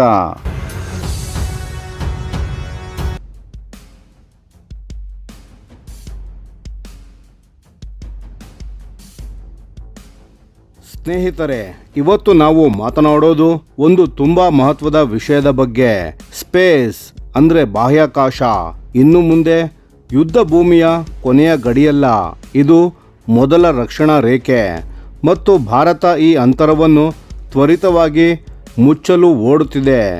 1 ವರ್ಷದ ಹಿಂದೆ ಪಹಲ್ಗಾಮ್ ದಾಳಿ ನಡೆದಾಗ ಪ್ರೈವೇಟ್ ಸ್ಯಾಟಲೈಟ್ ಇಮೇಜರಿ ಅದರಲ್ಲಿ ಲಿಂಕ್ ಆಗಿತ್ತು ಅನ್ನೋ ಮಾಹಿತಿ ಕೂಡ ಹೊರಬಂತು. ಅದಾದ ನಂತರ ಭಾರತದ ಡಿಫೆನ್ಸ್ ಸರ್ಕಲ್ನಲ್ಲಿ ಒಂದು ದೊಡ್ಡ ಎಚ್ಚರ ಆಯಿತು. ಸ್ಪೇಸ್ ಇನ್ನು ಮುಂದೆ ಯಾವುದೋ ಭವಿಷ್ಯದ ಯೋಜನೆಯ ವಿಷಯ ಅಲ್ಲ, ಇದು ಈಗಿನ ಅಗತ್ಯ. ಇದೇ ಹಿನ್ನೆಲೆಯಲ್ಲಿ ಇಂಡಿಯಾ ಡೆಫ್ ಸ್ಪೇಸ್ ಸಿಂಪೋಸಿಯಂ 2026ರಲ್ಲಿ ನಡೆಯಿತು. ಅಲ್ಲಿ chief of defence staff general Anil Chauhan ರವರು ಒಂದು ತುಂಬ ಮುಖ್ಯವಾದ ಮಾತನ್ನು ಹೇಳಿದರು. ಸ್ಪೇಸ್ ಆಧಾರಿತ ಸಾಮರ್ಥ್ಯಗಳು ಈಗ ಡೆಮೋಕ್ರಟೈಸ್ ಆಗಿಬಿಟ್ಟಿವೆ. ಅಂದರೆ ಯಾವ ದೇಶವೇ ಆಗಲಿ, ಯಾವ ನಾನ್ ಸ್ಟೇಟ್ ಆ್ಯಕ್ಟರ್ ಆಗಲಿ, ತಾವೇ ಉಪಗ್ರಹ ಹಾರಿಸಬೇಕಿಲ್ಲ. ಫ್ರೆಂಡ್ಲಿ ದೇಶಗಳಿಂದ ಪಡೆಯಬಹುದು, ಇಲ್ಲ ಪ್ರೈವೇಟ್ ಕಂಪನೀಸ್ಗಳ ಹತ್ರ ಕೊಂಡುಕೊಳ್ಳಬಹುದು. ಇದು ಅವಕಾಶ ಹೌದು, ಆದರೆ ಅಷ್ಟೇ ದೊಡ್ಡ ಅಪಾಯ ಕೂಡ. ಇದಕ್ಕೆ ನೇರ ಉದಾಹರಣೆ ಎಂದರೆ ಆಪರೇಷನ್ ಸಿಂಧೂರ್. ಆ ಸಮಯದಲ್ಲಿ ಚೀನಾ ಪಾಕಿಸ್ತಾನಕ್ಕೆ ರಿಯಲ್ ಟೈಮ್ ಟ್ರ್ಯಾಕಿಂಗ್ ಮತ್ತು ಟಾರ್ಗೆಟಿಂಗ್ ಮಾಹಿತಿಯನ್ನು ಹಂಚಿಕೊಂಡಿತ್ತು ಅನ್ನೋದು ಈಗ ಬಹಿರಂಗವಾಗಿದೆ. ಇದು ನಮಗೆ ಸ್ಪಷ್ಟವಾಗಿ ತೋರಿಸುತ್ತದೆ, ಶತ್ರು ದೇಶ ತನ್ನದೇ ಉಪಗ್ರಹ ಇಲ್ಲದೆ ಕೂಡ ಬೇರೆಯವರ ಸಹಾಯದಿಂದ ನಿಮ್ಮ ಮೇಲೆ ಕಣ್ಣಿಡಬಹುದು ಅಂತ. ಈಗ ಮಾತನಾಡೋಣ ಇಂಡಸ್ಟ್ರಿ ಮತ್ತು ಗೌರ್ನಮೆಂಟ್ ನಡುವಿನ ಗ್ಯಾಪ್ ಬಗ್ಗೆ. ಸಿಂಪೋಸಿಯಂನಲ್ಲಿ air chief marshal RKS Bhadauria ಅವರು 2019ರಿಂದ 2021ರವರೆಗೆ ಇಂಡಿಯನ್ ಏರ್ ಫೋರ್ಸ್ ಚೀಫ್ ಆಗಿದ್ದರು. ಒಂದು ನೇರವಾದ ಮಾತನ್ನು ಹೇಳಿದರು. ಅವರ ಪ್ರಕಾರ ಭಾರತ ಸರ್ಕಾರ ಇಂಡಿಯನ್ ಕಂಪನೀಸ್ಗೆ ಒಂದು ಖಚಿತವಾದ ಭರವಸೆಯನ್ನು ಕೊಡಬೇಕು. ನೀವು ಒಂದು ನಿರ್ದಿಷ್ಟ ಮಟ್ಟವನ್ನು ತಲುಪಿದರೆ ನಾವು ನಿಮ್ಮಿಂದಲೇ ಕೊಳ್ಳುತ್ತೇವೆ ಅಂತ. ಆ ಮಾತುಗಳನ್ನು ಅವರೇ ಹೇಳಿದ ಹಾಗೆ ಕೇಳಿ. ನಮ್ಮ ಕೈಗಾರಿಕೆಯ ಮೇಲೆ ನಂಬಿಕೆ ಇಡಬೇಕು. ನೀವು ಈ ಹಂತ ತಲುಪಿದ ಮೇಲೆ ನಾವು ನಿಮ್ಮಿಂದ ಮಾತ್ರ ತೆಗೆದುಕೊಳ್ಳುತ್ತೇವೆ ಅಂತ ಒಂದು ಲೆಟರ್ ಆಫ್ ಇಂಟೆಂಟ್ ಕೊಡಬೇಕು. ಹಾಗೆ ಮಾಡದ ಹೊರತು ಪ್ರೈವೇಟ್ ಸೆಕ್ಟರ್, ಚಿಕ್ಕ ಕಂಪನಿಗಳೇ ಆಗಲಿ ಸ್ಟಾರ್ಟಪ್ಪೇ ಆಗಲಿ ಅವಕ್ಕೆ ಹಣ ಹೊಂದಿಸಿಕೊಳ್ಳಲು ಸಾಧ್ಯವಾಗಲ್ಲ. ಸರ್ಕಾರದ ಹಣದ ಮೇಲೆ ಮಾತ್ರ ಅವಲಂಬಿಸಿ ಇದನ್ನು ಮಾಡಲು ಆಗಲ್ಲ. ಇದು ತುಂಬ ಮಹತ್ವದ ಮಾತು. ಏಕೆಂದರೆ ಇಂದು ಭಾರತದ ಹಲವಾರು ಸ್ಪೇಸ್ ಸ್ಟಾರ್ಟಪ್ಸ್ಗಳು ಸರ್ಕಾರದ ಆದೇಶಗಳಿಲ್ಲದೆ ಮಿಲಿಟರಿ ಫೋಕಸ್ಡ್ ಪ್ರಾಡಕ್ಟ್ಸ್ಗಳನ್ನು ಡೆವಲಪ್ ಮಾಡಲು ಹೆಣಗಾಡುತ್ತಿವೆ. ಇನ್ನೊಂದು ಬಹಳ ಆಸಕ್ತಿದಾಯಕ ಅಂಶ ನೋಡಿ. ಆಪರೇಷನ್ ಸಿಂಧೂರ್ ಸಮಯದಲ್ಲಿ ಏನಾಯಿತು ಅಂತ. ಒಬ್ಬ ಇಂಡಸ್ಟ್ರಿ ಎಕ್ಸಿಕ್ಯೂಟಿವ್ ಹೆಸರು ಹೇಳಲು ಇಷ್ಟಪಡಲಿಲ್ಲ. ಅವರು ಒಂದು ಪಾಕಿಸ್ತಾನಿ ಮಿಲಿಟರಿ ಎಸ್ಟಾಬ್ಲಿಷ್ಮೆಂಟ್ನ ಏರಿಯಲ್ ಇಮೇಜನ್ನು ತೋರಿಸಿದರು. ಅವರ ಕಂಪನಿಗೆ ಮತ್ತು ಇತರ ಪ್ರೈವೇಟ್ ಫರ್ಮ್ಸ್ಗಳಿಗೆ ಆಪರೇಷನ್ ಸಿಂಧೂರ್ ಮೊದಲು ಪಾಕಿಸ್ತಾನದ ಇಂತಹ ಲೊಕೇಶನ್ಸ್ಗಳ ಸ್ಯಾಟಲೈಟ್ ಇಮೇಜರಿ ಕೊಡಿ ಅಂತ ಸರ್ಕಾರ ಕೇಳಿತಂತೆ. ಕಂಪನಿಗಳು ಆ ಇಮೇಜಸ್ಗಳನ್ನು ಕೊಟ್ಟವು, ಅದು ಉಚಿತವಾಗಿ. ಆದರೆ ಅದಾದ ನಂತರ ರೆಗ್ಯುಲರ್ ಆರ್ಡರ್ಸ್ಗಳು ಬರಲಿಲ್ಲ. ಇದೇ ಸಮಸ್ಯೆ. ಸಂಕಟ ಬಂದಾಗ ಬಳಸಿಕೊಳ್ಳುತ್ತಾರೆ, ಆದರೆ ಕನ್ಸಿಸ್ಟೆಂಟ್ ಪಾರ್ಟ್ನರ್ಶಿಪ್ ಇಲ್ಲ. ಹೀಗಾದರೆ ಈ ಕಂಪನಿಗಳು ಬೆಳೆಯೋದು ಹೇಗೆ? ಈಗ ಮಾತನಾಡೋಣ ಪ್ಲಾನೆಟ್ ಲ್ಯಾಬ್ಸ್ ಮತ್ತು ಮ್ಯಾಕ್ಸರ್ ಬಗ್ಗೆ. ಕಾನ್ಫರೆನ್ಸ್ನಲ್ಲಿ ಹಲವರು ಸರ್ವಿಂಗ್ ಮತ್ತು ರಿಟೈರ್ಡ್ ಆಫೀಸರ್ಸ್ಗಳು ಸೇರಿ ಹೇಳಿದರು, ಪ್ಲಾನೆಟ್ ಲ್ಯಾಬ್ಸ್ ಮತ್ತು ಮ್ಯಾಕ್ಸರ್ ತರಹದ ವೆಸ್ಟರ್ನ್ ಕಂಪನೀಸ್ಗಳು ಭಾರತದ ಸೆನ್ಸಿಟಿವ್ ಲೊಕೇಶನ್ಸ್ಗಳ ಮೇಲೆ ಚಿತ್ರ ತೆಗೆಯಬಾರದು ಅಂತ. ಮತ್ತು ಅಮೆರಿಕಾದ ಸರ್ಕಾರ ತನ್ನ ವೆಸ್ಟ್ ಏಷ್ಯಾ ಕವರೇಜ್ ಮೇಲೆ ಹಾಕಿರೋ ಎಂಬಾರ್ಗೋಗಳನ್ನು ಬೈಪಾಸ್ ಮಾಡಲು ಭಾರತ ದಾರಿ ಹುಡುಕಬೇಕು ಅಂತ. ಆದರೆ ಇಲ್ಲಿ ಒಬ್ಬ ಇಂಡಸ್ಟ್ರಿ ಎಕ್ಸಿಕ್ಯೂಟಿವ್ ಒಂದು ಕಟು ಸತ್ಯವನ್ನು ಹೇಳಿದರು. ನೀವು ಆ ಸ್ಯಾಟಲೈಟನ್ನು ಶೂಟ್ ಡೌನ್ ಮಾಡಲು ತಯಾರಿದ್ದರೆ, ಇಲ್ಲ ಜಾಮ್ ಮಾಡಲು ಸಾಕಷ್ಟು ರಿಸೋರ್ಸ್ ಇದ್ದರೆ, ಅಥವಾ ಅವರ ಟೆಕ್ನಾಲಜಿಯನ್ನೇ ಬ್ಲಾಕ್ ಮಾಡಬಲ್ಲ ಪ್ರೊಪ್ರೈಟರಿ ತಂತ್ರಜ್ಞಾನವನ್ನು ಅಭಿವೃದ್ಧಿ ಮಾಡಿದರೆ ಮಾತ್ರ ಯಾರಾದರೂ ನಿಮ್ಮ ದೇಶದ ಮೇಲೆ ಸ್ಯಾಟಲೈಟ್ ಇಮೇಜ್ ತೆಗೆಯುವುದನ್ನು ತಡೆಯಬಹುದು ಅಂತ. ಇಲ್ಲದೆ ಹೊರತು ಅದು ಸಾಧ್ಯವಿಲ್ಲ. ಅಷ್ಟೇ ಅಲ್ಲ, ಭಾರತ ಸರ್ಕಾರ ತಾನೇ ಈ ಪ್ಲಾನೆಟ್ ಲ್ಯಾಬ್ಸ್ ಮತ್ತು ಮ್ಯಾಕ್ಸರ್ ಹತ್ರ ಇಮೇಜಸ್ಗಳನ್ನು ತೆಗೆದುಕೊಳ್ಳುತ್ತೆ ಅಂತ. ಹಾಗಿದ್ರೆ ಅವನ್ನು ಬ್ಯಾನ್ ಮಾಡುವ ಮಾತು ಎಷ್ಟು ಸಾಧ್ಯ? ನಿಜವಾದ ಪರಿಹಾರ ಬೇರೆಯೇ ಇದೆ. ಭಾರತಕ್ಕೆ ತನ್ನದೇ ಸ್ವಂತ ಆಲ್ಟರ್ನೇಟಿವ್ಸ್ಗಳು ಬೇಕು. ಸರ್ಕಾರದ ಬಳಿಯೋ ಪ್ರೈವೇಟ್ ಸೆಕ್ಟರ್ ಬಳಿಯೋ ಆ ಸಾಮರ್ಥ್ಯ ಈಗ ಇಲ್ಲ. ಅದನ್ನು ಕಟ್ಟುವ ಕಡೆ ಫೋಕಸ್ ಮಾಡಬೇಕು. ಈಗ ಒಂದು ಮಹತ್ವದ ಪ್ರಶ್ನೆ. ಭಾರತ ಸಾಕಷ್ಟು ವೇಗವಾಗಿ ಮುಂದೆ ಹೋಗುತ್ತಿದೆಯೇ? ಭಾರತ ಇಂದು ಆ್ಯಂಟಿ ಸ್ಯಾಟಲೈಟ್ ಮಿಸೈಲ್ ಕೇಪಬಿಲಿಟಿ ಹೊಂದಿರುವ ಬೆರಳೆಣಿಕೆಯ ದೇಶಗಳಲ್ಲಿ ಒಂದು. ನಮ್ಮ ಬಳಿ ಡೆಡಿಕೇಟೆಡ್ ಡಿಫೆನ್ಸ್ ಸ್ಪೇಸ್ ಏಜೆನ್ಸಿ ಇದೆ ಮತ್ತು ಅದು ಮುಂದೆ ಪೂರ್ಣ ಪ್ರಮಾಣದ ಸ್ಪೇಸ್ ಕಮಾಂಡ್ ಆಗಲಿದೆ. ಟ್ಯಾಕ್ಟಿಕಲ್ ಲೆವೆಲ್ನಲ್ಲಿ ನೋಡಿದರೆ ಲೆಫ್ಟಿನೆಂಟ್ ಜನರಲ್ ಜಬಿನ್ ಮಿನ್ವುಲ್ಲಾ ಅವರು ಒಂದು ಸ್ಪಷ್ಟ ಚಿತ್ರಣವನ್ನು ಕೊಟ್ಟರು. ಇಂದು ಆರ್ಟಿಲರಿ ಯೂನಿಟ್ಗಳು ಪ್ರಿಸಿಷನ್ ಅಮ್ಯುನಿಷನ್ ಫೈರ್ ಮಾಡ್ತಾ ಇದ್ದರೆ ಅದು ಸ್ಪೇಸ್ ಮೇಲೆ ಡಿಪೆಂಡ್ ಆಗಿದೆ ಅಂತ. ಯಾರಾದರೂ ಕಾಮಿಕಾಜೆ ಡ್ರೋನ್ ಲಾಂಚ್ ಮಾಡ್ತಾ ಇದ್ದರೆ, ಸ್ಯಾಟಲೈಟ್ ಗೈಡೆಡ್ ವೆಪನ್ಸ್ಗಳನ್ನು ಹಾರಿಸ್ತಿದ್ರೆ, ಸಬ್ಮೆರಿನ್ಗಳು ಒಂದು ಲ್ಯಾಂಡ್ ಟಾರ್ಗೆಟ್ ಮೇಲೆ ಮಿಸೈಲ್ ಹೊಡಿತಿದ್ರೆ ಎಲ್ಲದಕ್ಕೂ ಸ್ಪೇಸ್ ಅಗತ್ಯ. ಆದರೆ ಎಕ್ಸ್ಪರ್ಟ್ಸ್ಗಳು ಹೇಳುತ್ತಾರೆ ಇಷ್ಟು ಸಾಕಾಗಲ್ಲ. ಭಾರತ ಅಫೆನ್ಸಿವ್ ಸ್ಪೇಸ್ ಕೆಪಬಿಲಿಟಿ ಬಗ್ಗೆ ಇನ್ನಷ್ಟು ಓಪನ್ಲಿ ಮಾತನಾಡಬೇಕು ಅಂತ ಮತ್ತು ಆ ಕ್ಷೇತ್ರದಲ್ಲಿ ಸಾಮರ್ಥ್ಯವನ್ನು ಕಟ್ಟಬೇಕು. ಏಕೆಂದರೆ ಭೂಮಿಯ ಮೇಲಿನ ಸಂಘರ್ಷಗಳು ಬೇಗನೆ ಸ್ಪೇಸ್ಗೆ ವಿಸ್ತರಿಸುತ್ತವೆ. ರಷ್ಯಾ ಈಗಾಗಲೇ ಸ್ಪೇಸ್ನಲ್ಲಿ ನ್ಯೂಕ್ಲಿಯರ್ ವೆಪನ್ಗಳನ್ನು ಡೆಪ್ಲಾಯ್ ಮಾಡಿದೆ, ಇಲ್ಲ ಆ ಸಾಮರ್ಥ್ಯವನ್ನು ಅಭಿವೃದ್ಧಿಪಡಿಸಿದೆ ಅಂತ ವರದಿಗಳಿವೆ. ಅಮೆರಿಕ ಮತ್ತು ಚೀನಾ ನಡುವಿನ ಸ್ಪೇಸ್ ಆರ್ಮ್ ರೇಸ್ ತೀವ್ರಗೊಳ್ಳುತ್ತಿವೆ. ಭದೌರಿಯಾ ಅವರು ಎಚ್ಚರಿಕೆಯನ್ನು ಕೊಟ್ಟರು. ಅಮೆರಿಕ ಒಮ್ಮೆ ಸ್ಪೇಸ್ನಲ್ಲಿ ವೆಪನ್ಸ್ ಇಟ್ಟ ದಿನ ಚೀನಾ ಅದನ್ನು ಅನುಸರಿಸುತ್ತೆ ಮತ್ತು ಆ ಬೆದರಿಕೆ ನೇರವಾಗಿ ಭಾರತಕ್ಕೆ ಬರುತ್ತೆ. ಆಗ ನಾವು ಆ ಸಾಮರ್ಥ್ಯವನ್ನು ಕಟ್ಟದೆ ಬೇರೆ ದಾರಿ ಇರಲ್ಲ. ಈಗ ಅತ್ಯಂತ ಮಹತ್ವದ ಮಾತಿಗೆ ಬರುತ್ತೇವೆ. Lieutenant general Dushyant Singh, centre for land warfare ಸ್ಟಡೀಸ್ನ ಡೈರೆಕ್ಟರ್ ಜನರಲ್ ಅವರು ಹೇಳಿದ್ರು, ಮುಂದಿನ ಯುದ್ಧಗಳಲ್ಲಿ ಸ್ಪೇಸ್ ಅನ್ನೇ ಮೊದಲು ಟಾರ್ಗೆಟ್ ಮಾಡುತ್ತಾರೆ. ಅವರ ನೇರ ಮಾತುಗಳಲ್ಲಿ ಸ್ಪೇಸ್ ಅಂತಿಮ ಗಡಿ ಅಲ್ಲ, ಇದು ಮೊದಲ ರಕ್ಷಣಾ ರೇಖೆ. ಯುದ್ಧ ಆರಂಭವಾದ ಕ್ಷಣ ಏನು ಟಾರ್ಗೆಟ್ ಆಗುತ್ತದೆ ಗೊತ್ತಾ? Space based assets. ಯಾಕೆ? ಏಕೆಂದ್ರೆ ಭೂಮಿಯ ಮೇಲಿನ ಟ್ರೂಪ್ಸ್ಗಳಿಗೆ ಡೈರೆಕ್ಷನ್ ಕೊಡ್ತಿರೋದು ಸ್ಯಾಟಲೈಟ್. ಶತ್ರುವಿನ ಮಿಸೈಲ್ಸ್ಗಳು ಲಾಂಚ್ ಸೈಟ್ ಟ್ರ್ಯಾಕ್ ಮಾಡ್ತಿರೋದು ಸ್ಯಾಟಲೈಟ್ಸ್. ಸಮುದ್ರದ ಮೇಲೆ ಕಣ್ಣಿಡ್ತಿರೋದು ಸ್ಯಾಟಲೈಟ್ಸ್. ಮಿಲಿಟರಿ ಮತ್ತು ಸಿವಿಲಿಯನ್ ಕಮ್ಯುನಿಕೇಶನ್ ಉಳಿಸ್ತಿರೋದು ಸ್ಯಾಟಲೈಟ್ಸ್ಗಳು. ಹಾಗಾಗಿ ಶತ್ರು ಮೊದಲು ಮಾಡ್ತಿರೋದು ಇವನ್ನೇ ಕೆಡಿಸೋದು ಅಂತ.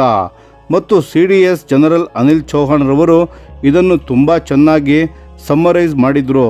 ನಾವು ಸ್ಪೇಸ್ನಲ್ಲಿ ಫೇಲ್ ಆದರೆ ನಾವು ಕುರುಡರಾಗಿ ಹೋರಾಡಬೇಕಾಗುತ್ತೆ. ಆದರೆ ಸ್ಪೇಸ್ನಲ್ಲಿ ಡಾಮಿನೇಟ್ ಮಾಡಿದರೆ ನಾವು ಫೋರ್ಸೈಟ್ನಿಂದ ಹೋರಾಡ್ತೇವೆ. ಹಾಗಾದರೆ ಭಾರತಕ್ಕೆ ಏನು ಬೇಕು ಸ್ನೇಹಿತರೆ? ಒಂದು ಸ್ಪೇಸ್ ಬೇಸ್ಡ್ ಕೆಪಬಿಲಿಟೀಸ್ ಇನ್ನಷ್ಟು ಡೀಪ್ ಆಗಿ ಅಡಾಪ್ಟ್ ಮಾಡಬೇಕು.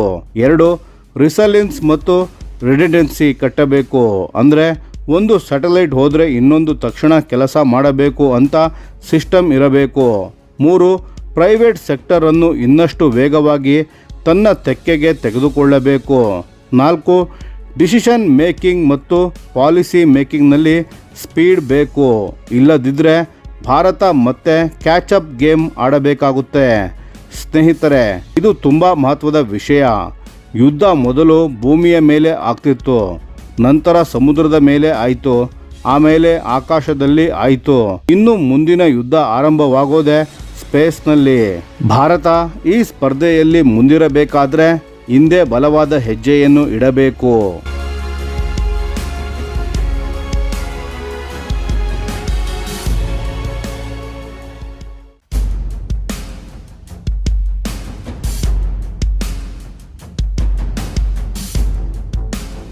ಭಾರತ ಮಯನ್ಮಾರ್ ನೌಕಾ ಸಹಕಾರ.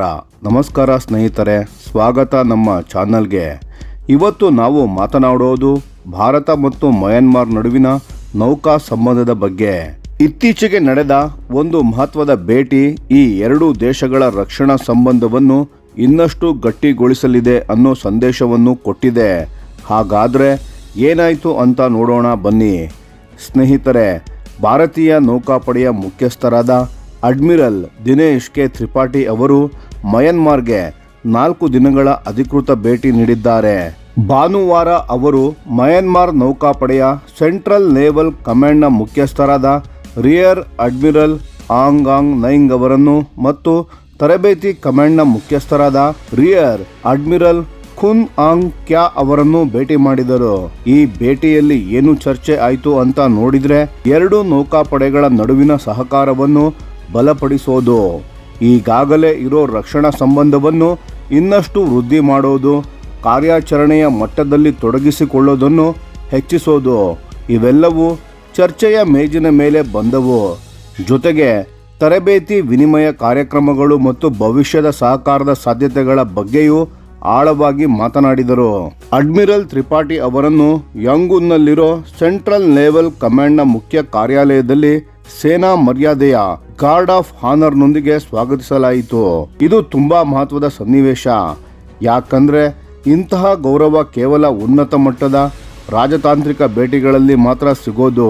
ಭಾರತೀಯ ನೌಕಾಪಡೆಯ ವಕ್ತಾರರು ಎಕ್ಸ್ ಪ್ಲಾಟ್ಫಾರ್ಮ್ನಲ್ಲಿ ಹೇಳಿದ ಪ್ರಕಾರ, ಎರಡೂ ನೌಕಾಪಡೆಗಳ ನಡುವೆ ಪರಸ್ಪರ ಕಾರ್ಯಕ್ಷಮತೆ ಹೆಚ್ಚಿಸೋದು, ತರಬೇತಿ ವಿನಿಮಯ ಕಾರ್ಯಕ್ರಮಗಳು, ಸಮುದ್ರ ಭದ್ರತೆ ಮತ್ತು ಸ್ಥಿರ ಹಾಗೂ ಸುರಕ್ಷಿತ ಸಮುದ್ರ ಪರಿಸರ ನಿರ್ಮಿಸೋ ಗುರಿಗಳ ಬಗ್ಗೆ ಸಮಗ್ರ ಚರ್ಚೆ ನಡೆಯಿತು. ಇನ್ನು ಈ ಭೇಟಿಯ ಅತ್ಯಂತ ಮಹತ್ವದ ಭಾಗ ಅಂದ್ರೆ ಅಡ್ಮಿರಲ್ ತ್ರಿಪಾಠಿ ಅವರು ಮಯನ್ಮಾರ್ನ ನೇವಲ್ ಟ್ರೈನಿಂಗ್ ಕಮಾಂಡ್ಗೆ ಸಹ ಭೇಟಿ ನೀಡಿದರು. ಅಲ್ಲಿ ಅವರು ಭಾರತ ಸರ್ಕಾರದ ಸಹಾಯದಿಂದ ನಿರ್ಮಿಸಿದ ಹಲವು ಯೋಜನೆಗಳನ್ನು ಅಧಿಕೃತವಾಗಿ ಹಸ್ತಾಂತರ ಮಾಡಿದರು. ಏನೇನು ಹಸ್ತಾಂತರ ಆಯಿತು ಅಂತ ನೋಡಿದ್ರೆ, ಕಂಟೈನರೈಸ್ಡ್ ಸ್ಮಾಲ್ ಆರ್ಮ್ಸ್ ಸಿಮ್ಯುಲೇಟರ್ ಮತ್ತು ರಿಜಿಡ್ ಇನ್ಫ್ಲೇಟಬಲ್ ಬೋಟ್, ಇವೆರಡು ಬಂಗಾಳ ಕೊಲ್ಲಿಯ ಸಮುದ್ರ ಭದ್ರತೆಯನ್ನು ಹೆಚ್ಚಿಸುವ ದೃಷ್ಟಿಯಿಂದ ನೀಡಲಾಗಿದೆ. ಇದು ಭಾರತದ ಮಹಾಸಾಗರ್ ದೃಷ್ಟಿಕೋನಕ್ಕೆ ಅನುಗುಣವಾಗಿ ನೀಡಿರೋ ಕೊಡುಗೆ. ಜೊತೆಗೆ ಮಯನ್ಮಾರ್ ನೌಕಾಪಡೆಯ ತರಬೇತಿ, ಮೂಲಸೌಕರ್ಯ ಮತ್ತು ಎರಡೂ ನೌಕಾಪಡೆಗಳ ನಡುವೆ ನಡೆಯುತ್ತಿರೋ ಚಟುವಟಿಕೆಗಳ ಕುರಿತು ಅಡ್ಮಿರಲ್ ತ್ರಿಪಾಠಿ ಅವರಿಗೆ ಸಂಪೂರ್ಣ ಬ್ರೀಫಿಂಗ್ ನೀಡಲಾಯಿತು. ಭಾರತ ಕಳಿಸೋ ಮೊಬೈಲ್ ಟ್ರೈನಿಂಗ್ ಟೀಮ್ಸ್ ಅಂದರೆ MTTಗಳು ಮಯನ್ಮಾರ್ ನೌಕಾಪಡೆಯ ಸಾಮರ್ಥ್ಯ ವೃದ್ಧಿಗೆ ಎಷ್ಟು ಪರಿಣಾಮಕಾರಿಯಾಗಿ ಕೆಲಸ ಮಾಡ್ತಿವೆ ಅನ್ನೋದನ್ನು ಅವರು ಅರ್ಥ ಮಾಡಿಕೊಂಡರು. ಇನ್ನು ರಕ್ಷಣಾ ಸಚಿವಾಲಯವು ಬಿಡುಗಡೆ ಮಾಡಿದ ಹೇಳಿಕೆಯ ಪ್ರಕಾರ ಈ ಭೇಟಿ ಎರಡೂ ದೇಶಗಳ ನಡುವಿನ ದ್ವಿಪಕ್ಷೀಯ ನೌಕಾ ಸಹಕಾರವನ್ನು ಪರಿಶೀಲಿಸಲು, ಕಾರ್ಯಾಚರಣೆಯ ಮಟ್ಟದ ಸಂಪರ್ಕಗಳನ್ನು ಬಲಪಡಿಸಲು ಮತ್ತು ಹೊಸ ಸಹಕಾರ ಅವಕಾಶಗಳನ್ನು ಅನ್ವೇಷಿಸಲು ಒಳ್ಳೆಯ ಅವಕಾಶ ಕಲ್ಪಿಸಿತು. ಅಷ್ಟೇ ಅಲ್ಲ, ಅಡ್ಮಿರಲ್ ತ್ರಿಪಾಠಿ ಅವರು ಮಯನ್ಮಾರ್ ಸೇನಾ ಹುತಾತ್ಮ ವೀರರ ಯುದ್ಧ ಸ್ಮಾರಕಕ್ಕೆ ಪುಷ್ಪ ಸಮರ್ಪಣೆ ಮಾಡಿ ಅವರಿಗೆ ಗೌರವ ತೋರಿಸಿದರು. ಭಾರತ ಮತ್ತು ಮಯನ್ಮಾರ್ ನೌಕಾಪಡೆಗಳ ನಡುವಿನ ಸಂಬಂಧ ತುಂಬಾ ಹಳೆಯದು ಮತ್ತು ಸುಭದ್ರವಾಗಿದೆ. ಭಾರತ ನಿಯಮಿತವಾಗಿ ಹಲವು ರೀತಿಯ ಸಹಕಾರ ಚಟುವಟಿಕೆಗಳನ್ನು ನಡೆಸುತ್ತಿದೆ. ಉದಾಹರಣೆಗೆ defence cooperation meetings, staff talks, ತರಬೇತಿ ವಿನಿಮಯ, ಜಂಟಿ ನೌಕಾ ಕಸರತ್ತು ಅಂದರೆ India Myanmar naval exercise IMNEX ಮತ್ತು ಇಂಡೋ ಮಯನ್ಮಾರ್ ಕೋಆರ್ಡಿನೇಟೆಡ್ ಪೆಟ್ರೋಲ್ ಅಂದರೆ IMCOR. ಹೀಗೆ ಸಮುದ್ರದಲ್ಲಿ ಎರಡೂ ದೇಶಗಳ ನೌಕೆಗಳು ಒಟ್ಟಿಗೆ ಗಸ್ತು ತಿರುಗುತ್ತಿವೆ. ಇದರ ಜೊತೆಗೆ ಬಂದರು ಭೇಟಿಗಳು ಮತ್ತು ಜಲ ಸರ್ವೇಕ್ಷಣಾ ಕಾರ್ಯಗಳು ನಿರಂತರವಾಗಿ ನಡೆಯುತ್ತಿವೆ. ಮಯನ್ಮಾರ್ ಕೂಡ ಭಾರತದ ನೌಕಾಪಡೆ ಆಯೋಜಿಸಿದ ಎಲ್ಲಾ ಪ್ರಮುಖ ಕಾರ್ಯಕ್ರಮಗಳಲ್ಲಿ ಭಾಗವಹಿಸಿದೆ. Indian ocean naval symposium, Milan, international fleet review, Goa maritime conclave, IOS Sagar ಮತ್ತು ಅಡ್ಮಿರಲ್ಸ್ ಕಪ್ ಇವೆಲ್ಲದರಲ್ಲೂ ಮಯನ್ಮಾರ್ ಭಾಗಿಯಾಗಿದೆ. ಒಟ್ಟಿನಲ್ಲಿ ಹೇಳಬೇಕೆಂದ್ರೆ ನೌಕಾಪಡೆ ಮುಖ್ಯಸ್ಥರ ಈ ಭೇಟಿ ಭಾರತ ಮತ್ತು ಮಯನ್ಮಾರ್ ನಡುವಿನ ದೀರ್ಘಕಾಲದ ಸ್ನೇಹ ಮತ್ತು ನಂಬಿಕೆಯ ಸಂಬಂಧವನ್ನು ಮತ್ತೊಮ್ಮೆ ದೃಢಪಡಿಸುತ್ತದೆ. ಭಾರತ ಮಹಾಸಾಗರ ಪ್ರದೇಶದಲ್ಲಿ ಸಮುದ್ರ ಸ್ಥಿರತೆ ಮತ್ತು ಭದ್ರತೆ ಕಾಪಾಡಲು ಎರಡೂ ದೇಶಗಳ ಬದ್ಧತೆ ಬಹಳ ಸ್ಪಷ್ಟವಾಗಿ ಇದರಲ್ಲಿ ಕಾಣಿಸ್ತಿದೆ. ಇದು ಕೇವಲ ಒಂದು ಭೇಟಿ ಅಲ್ಲ, ಇದು ಭಾರತದ ಆಕ್ಟ್ ಈಸ್ಟ್ ನೀತಿಯ ನಿಜವಾದ ಪ್ರತಿಫಲನ. ಇಂಡೋ ಪೆಸಿಫಿಕ್ ಪ್ರದೇಶದಲ್ಲಿ ಭಾರತ ತನ್ನ ನೌಕಾ ಸಂಬಂಧಗಳನ್ನು ಇನ್ನಷ್ಟು ಗಟ್ಟಿಯಾಗಿ ಕಟ್ಟಿಕೊಳ್ಳುತ್ತಿದೆ ಅನ್ನೋದಕ್ಕೆ ಇದು ಸ್ಪಷ್ಟ ಸಾಕ್ಷಿ.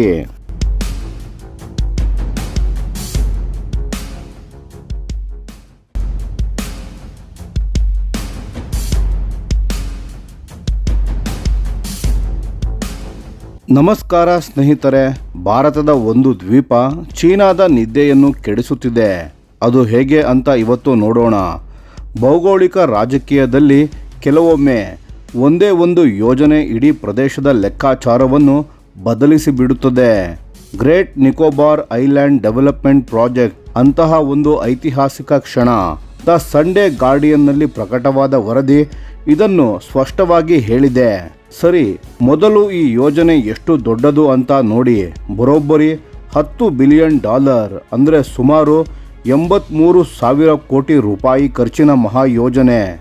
ಭಾರತದ ಅತ್ಯಂತ ದಕ್ಷಿಣದ ದ್ವೀಪವನ್ನು ಒಂದು ಬೃಹತ್ ವಾಣಿಜ್ಯ ಮತ್ತು ಮಿಲಿಟರಿ ಕೇಂದ್ರವಾಗಿ ರೂಪಾಂತರಿಸುವ ಯೋಜನೆ ಇದು. ಮತ್ತು ಇದು ಇಂಡೋ ಪೆಸಿಫಿಕ್ ಪ್ರದೇಶದಲ್ಲಿ ಶಕ್ತಿ ಸಮತೋಲನವನ್ನೇ ಬದಲಿಸುವ ಸಾಮರ್ಥ್ಯವನ್ನು ಹೊಂದಿದೆ ಅಂತ ತಜ್ಞರುಗಳು ಹೇಳ್ತಾರೆ. ಈಗ ಅಸಲಿ ವಿಷಯಕ್ಕೆ ಬರೋಣ. ಈ ದ್ವೀಪ ಇರೋದು ಎಲ್ಲಿ ಅಂತ. ಗ್ರೇಟ್ ನಿಕೋಬಾರ್ ಇರೋದು ಮಲಕ್ಕಾ ಜಲಸಂಧಿಯ ಬಾಯಿ ಬಳಿ. ಮಲಕ್ಕಾ ಜಲಸಂಧಿ ಅಂದ್ರೆ ಜಗತ್ತಿನ ಅತ್ಯಂತ ಜನನಿಬಿಡ ಸಮುದ್ರ ಮಾರ್ಗಗಳಲ್ಲಿ ಒಂದು. ಪ್ರತಿದಿನ ಸಾವಿರಾರು ಹಡಗುಗಳು ಇಲ್ಲಿಯೇ ಹಾದು ಹೋಗುತ್ತವೆ ಮತ್ತು ಇವುಗಳಲ್ಲಿ ಚೀನಾಕ್ಕೆ ಹೋಗುವ ತೈಲ ಮತ್ತು ಇತರ ಅಗತ್ಯ ಸರಕುಗಳು ಬಹಳ ದೊಡ್ಡ ಪ್ರಮಾಣದಲ್ಲಿ ಇರುತ್ತವೆ. ಚೀನಾದ 80%ಕ್ಕೂ ಹೆಚ್ಚು ಶಕ್ತಿ ಆಮದು ಈ ಜಲಸಂಧಿ ಮೂಲಕವೇ ಹೋಗುತ್ತದೆ. ಅದಕ್ಕೆ ಚೀನಾ ಇದನ್ನು ಮಲಕ್ಕಾ ದಿಲೆಮಾ ಅಂತ ಕರೀತಾರೆ. ಅಂದರೆ ಈ ಜಲಸಂಧಿ ಮುಚ್ಚಿ ಹೋದರೆ ಚೀನಾ ಏನು ಮಾಡ್ತದೆ ಅನ್ನೋ ಭಯ. ಇದೇ ಚೀನಾದ ಅತ್ಯಂತ ದೊಡ್ಡ ದುರ್ಬಲ ಅಂಶ ಮತ್ತು ಭಾರತ ಈಗ ಅದೇ ತಾಣದಲ್ಲಿ ತನ್ನ ಶಕ್ತಿ ಕೇಂದ್ರವನ್ನು ನಿರ್ಮಿಸುತ್ತಿದೆ. ಅಂಡಮಾನ್ ಮತ್ತು ನಿಕೋಬಾರ್ ದ್ವೀಪಗಳು 700 ಕಿಲೋಮೀಟರ್ ಉದ್ದ ಹರಡಿಕೊಂಡಿವೆ. ಇದು ಮಲಕ್ಕಾ ಜಲಸಂಧಿಯ ಪ್ರವೇಶ ದ್ವಾರದಲ್ಲಿ ಪ್ರಕೃತಿ ನಮಗೆ ಕೊಟ್ಟ ಒಂದು ನೈಸರ್ಗಿಕ ವಿಮಾನವಾಹಕ ನೌಕೆ ಇದ್ದಂತೆ. ಮತ್ತು ಈ ಸರಣಿಯ ಕೊನೆಯ ದ್ವೀಪ ಅಂದರೆ ಗ್ರೇಟ್ ನಿಕೋಬಾರ್, ಸಿಂಗಾಪುರ, ಪೋರ್ಟ್ ಕ್ಲಾಂಗ್ ಮತ್ತು ಕೊಲಂಬೋ ಈ 3 ಪ್ರಮುಖ ಬಂದರುಗಳಿಂದ ಸರಿ ಸುಮಾರು ಒಂದೇ ದೂರದಲ್ಲಿ ಇದೆ.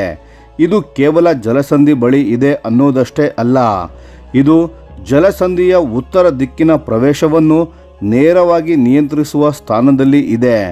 ಈ ಯೋಜನೆ ಭಾರತಕ್ಕೆ ಏನು ಕೊಡ್ತದೆ ಅಂತ ನೋಡಿ ಸ್ನೇಹಿತರೆ.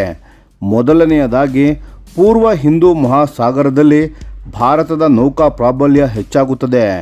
ಎರಡನೆಯದಾಗಿ ಮಿಲಿಟರಿ ಲಾಜಿಸ್ಟಿಕ್ಸ್ ಸಾಮರ್ಥ್ಯ ಗಣನೀಯವಾಗಿ ಬಲಗೊಳ್ಳುತ್ತದೆ. ಮೂರನೆಯದಾಗಿ ಮತ್ತು ಇದು ತುಂಬ ಮುಖ್ಯ, ಭಾರತ ತನ್ನ ಸರಕು ಸಾಗಣೆಗಾಗಿ ಸಿಂಗಾಪುರ ಮತ್ತು ಕೊಲಂಬೋ ಬಂದರುಗಳ ಮೇಲೆ ಅವಲಂಬಿತವಾಗಿರಬೇಕಾಗಿಲ್ಲ. ನಮ್ಮ ದೇಶ ಸ್ವಾವಲಂಬಿಯಾಗುತ್ತದೆ. ಆರ್ಥಿಕ ದೃಷ್ಟಿಯಿಂದಲೂ ನೋಡಿ, ಈ ದ್ವೀಪ ಒಂದು ಬೃಹತ್ ಲಾಜಿಸ್ಟಿಕ್ಸ್ ಮತ್ತು ವ್ಯಾಪಾರ ಕೇಂದ್ರವಾಗಲಿದೆ. ಜಾಗತಿಕ ಹಡಗು ಸಂಚಾರ ಇಲ್ಲಿಗೆ ಆಕರ್ಷಿತವಾಗುತ್ತದೆ. ಉದ್ಯೋಗಗಳು ಸೃಷ್ಟಿಯಾಗುತ್ತದೆ. ಪ್ರದೇಶದ ಸಂಪರ್ಕ ಸಾಧ್ಯತೆ ಹೆಚ್ಚಾಗುತ್ತದೆ. ಇದು ಭಾರತದ ದೀರ್ಘಕಾಲೀನ ಸಮುದ್ರ ದೃಷ್ಟಿಕೋನಕ್ಕೆ ತಕ್ಕಂತೆ ಇದೆ. ಒಂದು ಮುಖ್ಯವಾದ ಸಂಗತಿ, ರಾಷ್ಟ್ರೀಯ ಹಸಿರು ನ್ಯಾಯಾಧೀಕರಣ ಅಂದರೆ ನ್ಯಾಷನಲ್ ಗ್ರೀನ್ ಟ್ರಿಬ್ಯುನಲ್ ಈ ಯೋಜನೆಗೆ ಮಂಜೂರಾತಿ ನೀಡಿದೆ. ಆದರೆ ಅದರ ಜೊತೆಗೆ ಕಟ್ಟುನಿಟ್ಟಿನ ಪರಿಸರ ನಿಯಮಗಳನ್ನು ವಿಧಿಸಿದೆ. ಇದು ಯೋಜನೆ ಮುಂದೆ ಹೋಗುತ್ತದೆ, ಆದರೆ ಪ್ರಕೃತಿಯ ರಕ್ಷಣೆಯನ್ನು ಬಿಡಲ್ಲ ಅನ್ನೋ ಸ್ಪಷ್ಟ ಸಂದೇಶ ಇದು. ಒಟ್ಟಿನಲ್ಲಿ ಹೇಳಬೇಕು ಅಂದರೆ ಗ್ರೇಟ್ ನಿಕೋಬಾರ್ ಪ್ರಾಜೆಕ್ಟ್ ಕೇವಲ ಒಂದು ದ್ವೀಪದ ಅಭಿವೃದ್ಧಿ ಅಲ್ಲ, ಇದು ಭಾರತದ ಇಂಡೋ ಪೆಸಿಫಿಕ್ ತಂತ್ರದ ಅತ್ಯಂತ ನಿರ್ಣಾಯಕ ಕಾಲಿಡುವಿಕೆ. ಚೀನಾ ಹಿಂದೂ ಮಹಾಸಾಗರದಲ್ಲಿ ತನ್ನ ಉಪಸ್ಥಿತಿಯನ್ನು ಹೆಚ್ಚಿಸುತ್ತಿರುವ ಈ ಸಮಯದಲ್ಲಿ ಭಾರತ ಪ್ರಕೃತಿ ನೀಡಿದ ಭೌಗೋಳಿಕ ಅನುಕೂಲವನ್ನು ಶಕ್ತಿಯಾಗಿ ಪರಿವರ್ತಿಸುತ್ತಿದೆ.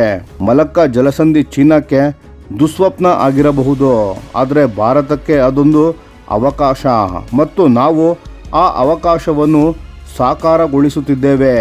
ಸ್ನೇಹಿತರೆ, ಈ ಮಾಹಿತಿಯು ನಿಮಗೆ ಉಪಯೋಗಕಾರಿ ಆಗಿದ್ದರೆ ದಯವಿಟ್ಟು ಕಾಮೆಂಟ್ ಮಾಡಿ ತಿಳಿಸಿ. ಧನ್ಯವಾದಗಳು.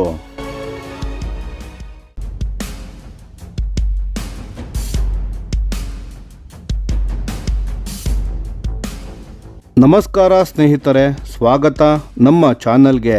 ಇವತ್ತು ನಾವು ಮಾತನಾಡೋದು ಭಾರತದ ಏರ್ ಪವರ್ನ ಭವಿಷ್ಯದ ಬಗ್ಗೆ, ಒಂದು ತುಂಬ ಮಹತ್ವದ ನಿರ್ಧಾರದ ಬಗ್ಗೆ. ಅದು ಮುಂದಿನ 2-3 ದಶಕಗಳ ಭಾರತದ ರಕ್ಷಣಾ ಸಾಮರ್ಥ್ಯವನ್ನೇ ಬದಲಿಸಬಹುದು. ಹಾಗಾದರೆ ವಿಷಯ ಏನು ಅಂತೀರಾ? ಭಾರತೀಯ ವಾಯುಪಡೆಗೆ ಒಂದು ಫೈಟರ್ ಜೆಟ್ ತಯಾರಾಗುತ್ತಿದೆ. ಅದರ ಹೆಸರು AMCA ಅಂದರೆ ಅಡ್ವಾನ್ಸ್ಡ್ ಮೀಡಿಯಂ ಕಂಬ್ಯಾಟ್ ಏರ್ಕ್ರಾಫ್ಟ್. ನೌಕಾಪಡೆಗೆ ಇನ್ನೊಂದು ತಯಾರಾಗುತ್ತಿದೆ. ಅದರ ಹೆಸರು TEDBF twin engine deck based fighter jet. ಈ 2 ಯೋಜನೆಗಳನ್ನು ಒಂದೇ ಅಡಿಯಲ್ಲಿ ತರಬೇಕಾ ಅಥವಾ ಬೇರೆ ಬೇರೆಯಾಗಿ ಮುಂದುವರಿಸಬೇಕಾ ಅನ್ನೋ ತೀರ್ಮಾನ ಈಗ ದೇಶದ ರಕ್ಷಣಾ ಯೋಜಕರ ಮುಂದಿದೆ. ಮತ್ತು ಆ ನಿರ್ಧಾರ ತಪ್ಪಾದರೆ ಹಿಂದೆ ತೇಜಸ್ ಯುದ್ಧ ವಿಮಾನದ ವಿಳಂಬ ಆದ ಹಾಗೆ ಮತ್ತೆ ಅದೇ ಕತೆ ಆದೀತು. ಮೊದಲು AMCA ಬಗ್ಗೆ ಮಾತನಾಡೋಣ. ಇದು ಭಾರತದ 5ನೇ ತಲೆಮಾರಿನ ಸ್ಟೆಲ್ತ್ ಫೈಟರ್ ಜೆಟ್. ಇದರ ತೂಕ ಸುಮಾರು 25 ಟನ್. ಇಂಟರ್ನಲ್ ವೆಪನ್ಸ್ ಬೇ ಕೂಡ ಇದೆ. ಸೂಪರ್ ಕ್ರೂಸ್ ಕೇಪಬಿಲಿಟಿ ಇದೆ. AI ಡ್ರಿವನ್ ಏವಿಯಾನಿಕ್ಸ್ ಇದೆ. ADA ಅಂದರೆ ಏರೋನಾಟಿಕಲ್ ಡೆವಲಪ್ಮೆಂಟ್ ಏಜೆನ್ಸಿ ಇತ್ತೀಚೆಗೆ ಒಂದು ಮೈಲುಗಲ್ಲು ಸಾಧಿಸಿದೆ. ಡಕ್ಟ್ ಇಂಟೇಕ್ ಡಿಸೈನ್ ಅನ್ನು ವ್ಯಾಲಿಡೇಟ್ ಮಾಡಿದ್ದಾರೆ. ಇದು 98% ಪ್ರೆಷರ್ ರಿಕವರಿ ಅಂತ ಅದ್ಭುತ ಸಾಧನೆ. ಫಸ್ಟ್ ಫ್ಲೈಟ್ 2028ರಲ್ಲಿ ನಿರೀಕ್ಷಿಸಲಾಗುತ್ತಿದೆ. ಮಾಸ್ ಪ್ರೊಡಕ್ಷನ್ಗೆ 2030ರ ಮಧ್ಯದ ಹೊತ್ತಿಗೆ ಶುರು ಆಗಬಹುದು. ಇದು ಯಾಕೆ ತುರ್ತು ಅಂದರೆ ಈಗ ವಾಯುಪಡೆಯಲ್ಲಿ 31 ಫೈಟರ್ ಜೆಟ್ ಸ್ಕ್ವಾಡ್ರನ್ಸ್ಗಳು ಇವೆ, ಆದರೆ ಬೇಕಾಗೋದು 42. ಗ್ಯಾಪ್ ತುಂಬ ದೊಡ್ಡದಿದೆ. ಹಳೆಯ ಯುದ್ಧ ವಿಮಾನಗಳು ರಿಟೈರ್ಡ್ ಆಗ್ತಿದ್ದಾವೆ. ಸಮಯ ನಷ್ಟವಾದರೆ ಅಪಾಯ ಖಚಿತ. ಇನ್ನು TEDBF ಬಗ್ಗೆ ಮಾತನಾಡೋಣ. ಇದು ಭಾರತೀಯ ನೌಕಾಪಡೆಗಾಗಿ ತಯಾರಾಗ್ತಿರೋ carrier based fighter jet. INS Vikrant ತರಹದ ಏರ್ಕ್ರಾಫ್ಟ್ ಕ್ಯಾರಿಯರ್ಸ್ಗಳ ಮೇಲೆ ಆಪರೇಟ್ ಆಗಬೇಕು ಅಂತ ಡಿಸೈನ್ ಆಗಿದೆ. ಅದಕ್ಕಾಗಿ ಫೋಲ್ಡಿಂಗ್ ವಿಂಗ್ಸ್ ಕೂಡ ಇದೆ. ಬಲಿಷ್ಠವಾದ ಲ್ಯಾಂಡಿಂಗ್ ಗೇರ್ ಇದೆ. ಏವಿಯಾನಿಕ್ಸ್ ವಿಷಯದಲ್ಲಿ AMCA ಜೊತೆ ತುಂಬ ಸಾಮ್ಯತೆ ಇದೆ. ADA ಈ ವರ್ಷ ಏಪ್ರಿಲ್ 2026ರಲ್ಲಿ ಏರೋಡೈನಾಮಿಕ್ ಕಾನ್ಫಿಗರೇಷನ್ ಫೈನಲೈಸ್ ಮಾಡ್ತಿದ್ದಾರೆ. ಆದರೆ ಫಸ್ಟ್ ಫ್ಲೈಟ್ ಅಂದರೆ 2030ರಿಂದ 2032ರ ನಡುವೆ ಅಂತ ನಿರೀಕ್ಷಿಸಲಾಗಿದೆ. ಈಗ ಒಂದು ಮುಖ್ಯ ಪ್ರಶ್ನೆ, ಈ ಎರಡನ್ನು ಒಟ್ಟಿಗೆ ಮರ್ಜ್ ಮಾಡಿದರೆ ಏನು ಆಗುತ್ತದೆ? ತಜ್ಞರು ಹೇಳೋದು, ಪ್ರತ್ಯೇಕ ಯೋಜನೆಯನ್ನು ಮುಂದುವರೆಸಿದರೆ ಒಂದೇ ಕೆಲಸ ಎರಡು ಕಡೆ ಆಗುತ್ತದೆ, ಬಡ್ಜೆಟ್ ಕೂಡ ಎರಡಾಗುತ್ತದೆ ಹಾಗೂ ಸಪ್ಲೈ ಚೈನ್ ಮೇಲೆ ಒತ್ತಡ ಹೆಚ್ಚಾಗಲಿದೆ, ಸಮಯವೂ ವ್ಯರ್ಥವಾಗುತ್ತದೆ. ಅದಕ್ಕೆ farmer navy chief admiral Arun Prakash ಅವರ ತರಹದ ದಿಗ್ಗಜರು ಒಂದು ನೇವಲ್ AMCA ಮಾದರಿಯನ್ನು ತರಬೇಕು ಅಂತ ಒತ್ತಾಯಿಸುತ್ತಿದ್ದಾರೆ. ಇದನ್ನೇ NAMCA ಅಂತ ಕರೀತಾರೆ. ಒಂದು ಜಾಯಿಂಟ್ ಸರ್ವಿಸ್ ಕ್ವಾಲಿಟೇಟಿವ್ ರಿಕ್ವೈರ್ಮೆಂಟ್ ಅಂದರೆ JSQR ತಯಾರು ಮಾಡಿ ಏರ್ಫೋರ್ಸ್ ಮತ್ತು ನೇವಿ ಎರಡರ ಅಗತ್ಯಗಳನ್ನು ಒಂದೇ ಪ್ಲ್ಯಾಟ್ಫಾರ್ಮ್ನ ಮೂಲಕ ಪೂರೈಸಬಹುದು ಅನ್ನೋದು ಅವರ ವಾದ. ಇನ್ನು ಯುದ್ಧ ವಿಮಾನಗಳ ಇಂಜಿನ್ ವಿಷಯದಲ್ಲಿ ಮೊದಲು ಅಮೆರಿಕಾದ GE ಕಂಪನಿಯ F414 ಬಳಸಿ ನಂತರ ಸ್ವದೇಶಿ 110ರಿಂದ 120 ಕಿಲೋನ್ಯೂಟನ್ ಥ್ರಸ್ಟ್ ಹೊಂದಿರುವ ಇಂಜಿನ್ ಕಡೆ ಹೋಗಬಹುದು ಅಂತ ಯೋಜನೆ ಇದೆ. ಈ ಅಪ್ರೋಚನ್ನು ತಗೊಂಡ್ರೆ ಡೆವಲಪ್ಮೆಂಟ್ ಕಾಸ್ಟ್ 30ರಿಂದ 40% ಕಡಿಮೆ ಆಗುತ್ತದೆ. ಟೈಮ್ ಲೈನ್ ಅರ್ಧಕ್ಕೆ ಇಳಿಯಬಹುದು. ಇದಕ್ಕೆ ಅಂತಾರಾಷ್ಟ್ರೀಯ ಎಕ್ಸಾಂಪಲ್ ಏನು ಗೊತ್ತಾ? ಅಮೆರಿಕಾದ F-35 ಪ್ರೋಗ್ರಾಮ್ ಒಂದೇ ಬೇಸ್ ಡಿಸೈನಿಂದ land variant, carrier variant, short take off variant 3 ಯುದ್ಧ ವಿಮಾನಗಳು ತಯಾರಾಯಿತು. ಅದೇ ಥರ ಭಾರತ ಕೂಡ ಮಾಡಬಹುದು.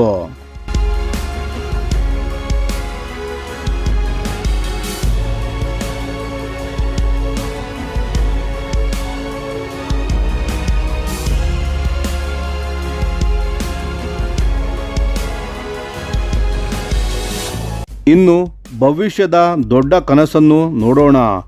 ಭಾರತೀಯ ನೌಕಾಪಡೆ ಬಯಸ್ತಿರೋದು IAC-3 ಅಂದರೆ 3ನೇ ಇಂಡಿಜಿನಸ್ ಏರ್ಕ್ರಾಫ್ಟ್ ಕ್ಯಾರಿಯರ್, 65,000ದಿಂದ 75,000 ಟನ್ ತೂಕ, ಸ್ಕೀ ಜಂಪ್ ರ್ಯಾಂಪ್ ಹೋಗಿ EMALS electromagnetic aircraft launch system ಬರಲಿದೆ. ಭಾರೀ ಪೇಲೋಡ್, ಡ್ರೋನ್ ಲಾಂಚ್ ಎಲ್ಲ ಸಾಧ್ಯವಾಗಲಿದೆ. ಮತ್ತು DRDO ಈಗಾಗಲೇ ಸ್ಕೇಲ್ಡ್ ಡೌನ್ EMALS ಡೆಮಾನ್ಸ್ಟ್ರೇಟರ್ಗಳನ್ನು ತಯಾರು ಮಾಡಿದ್ದಾರೆ. ಫುಲ್ ಸ್ಕೇಲ್ಗೆ ಹೋಗೋ ದಾರಿ ತೆರೆದಿದೆ. ಇಷ್ಟೇ ಅಲ್ಲ, MUMT ಅಂದರೆ manned unmanned teaming, NAMCA pilot ಕಾಕ್ಪಿಟ್ನಿಂದಲೇ HAL ಕ್ಯಾಟ್ಸಾ ವ್ಯಾರಿಯರ್ ಅಥವಾ ನ್ಯೂ ಸ್ಪೇಸ್ ಅಭಿಮನ್ಯು ತರಹದ ಡ್ರೋನ್ಗಳನ್ನು ಕಂಟ್ರೋಲ್ ಮಾಡಬಹುದು. ರೆಕಾನಸೆನ್ಸ್, ಸ್ಟ್ರೈಕ್ ಎಲ್ಲ ಒಂದೇ ಕೈಯಲ್ಲಿ ಇಂಡೋ ಪೆಸಿಫಿಕ್ ಪ್ರದೇಶದಲ್ಲಿ ಭಾರತದ ಫೋರ್ಸ್ ಪ್ರೊಜೆಕ್ಷನ್ ಅನ್ನು ಮಲ್ಟಿಪ್ಲೈ ಮಾಡುತ್ತದೆ ಇದು. ಆದರೆ ಈ ಯೋಜನೆ ಫೇಲ್ ಆದರೆ ಏನಾಗುತ್ತದೆ ಅಂತ ನೋಡೋಣ. ಇತಿಹಾಸದಿಂದ ಕಲಿಯೋಣ. ತೇಜಸ್ LCA ಪ್ರೋಗ್ರಾಮ್ 4 ದಶಕ ತಗೊಂಡಿದೆ. ವಿದೇಶಿ engine supply bottle neck, production delay ಇದೇ ಕಾರಣ. ಅದಕ್ಕೆ 2016ರಲ್ಲಿ 36 ರಫೇಲ್ ಯುದ್ಧ ವಿಮಾನಗಳನ್ನು ತರಿಸಬೇಕಾಯಿತು. ಈಗ ಮತ್ತೆ 114 ಫಾರಿನ್ ಫೈಟರ್ ಜೆಟ್ಸ್ಗಳಿಗಾಗಿ MRFA ಅಡಿಯಲ್ಲಿ $24.5 ಬಿಲಿಯನ್ ಡೀಲ್ ಮಾತನಾಡುತ್ತಿದ್ದಾರೆ. ಅಷ್ಟು ದುಡ್ಡು ಹೊರಗೆ ಹೋದರೆ AMCA, ತೇಜಸ್ MK2 ತರಹದ ದೇಶಿ ಪ್ರಾಜೆಕ್ಟ್ಸ್ಗಳನ್ನು ಯಾರು ಕೇಳ್ತಾರೆ? ಅದೇ ಹಳೆ ಕತೆ ಮತ್ತೆ ರಿಪೀಟ್ ಆಗಲಿದೆ. ಹಾಗಾದರೆ ಸೊಲ್ಯೂಷನ್ ಏನು? ಒಂದು ಸ್ಪೆಷಲ್ ಪರ್ಪಸ್ ವೆಹಿಕಲ್ SPV ತಯಾರು ಮಾಡಿ NAMCA ನೇವಿಗಾಗಿ ಇದರ ಅಡಿಯಲ್ಲಿ 2 ಸರ್ವಿಸ್ ಒಟ್ಟಿಗೆ ಕೆಲಸ ಮಾಡಲಿ. ಇಂಡಿಜಿನೈಸೇಷನ್ ರೇಟ್ 70% ಟಾರ್ಗೆಟ್ ಮಾಡಿ. ಇದು ಆತ್ಮನಿರ್ಭರ ಭಾರತ ಅನ್ನೋ ಮಾತಿನಲ್ಲಿ ಅಲ್ಲ, ಕ್ರಿಯೆಯಲ್ಲಿ ತೋರಿಸುತ್ತದೆ. ಮತ್ತು ಒಂದು ದಿನ ಭಾರತ ಏರ್ಕ್ರಾಫ್ಟ್ ಇಂಪೋರ್ಟ್ ಮಾಡೋ ದೇಶ ಆಗಿರದೆ ವಿಶ್ವಕ್ಕೆ ಫೈಟರ್ ಜೆಟ್ಗಳನ್ನು ಎಕ್ಸ್ಪೋರ್ಟ್ ಮಾಡೋ ದೇಶವಾಗಲಿದೆ.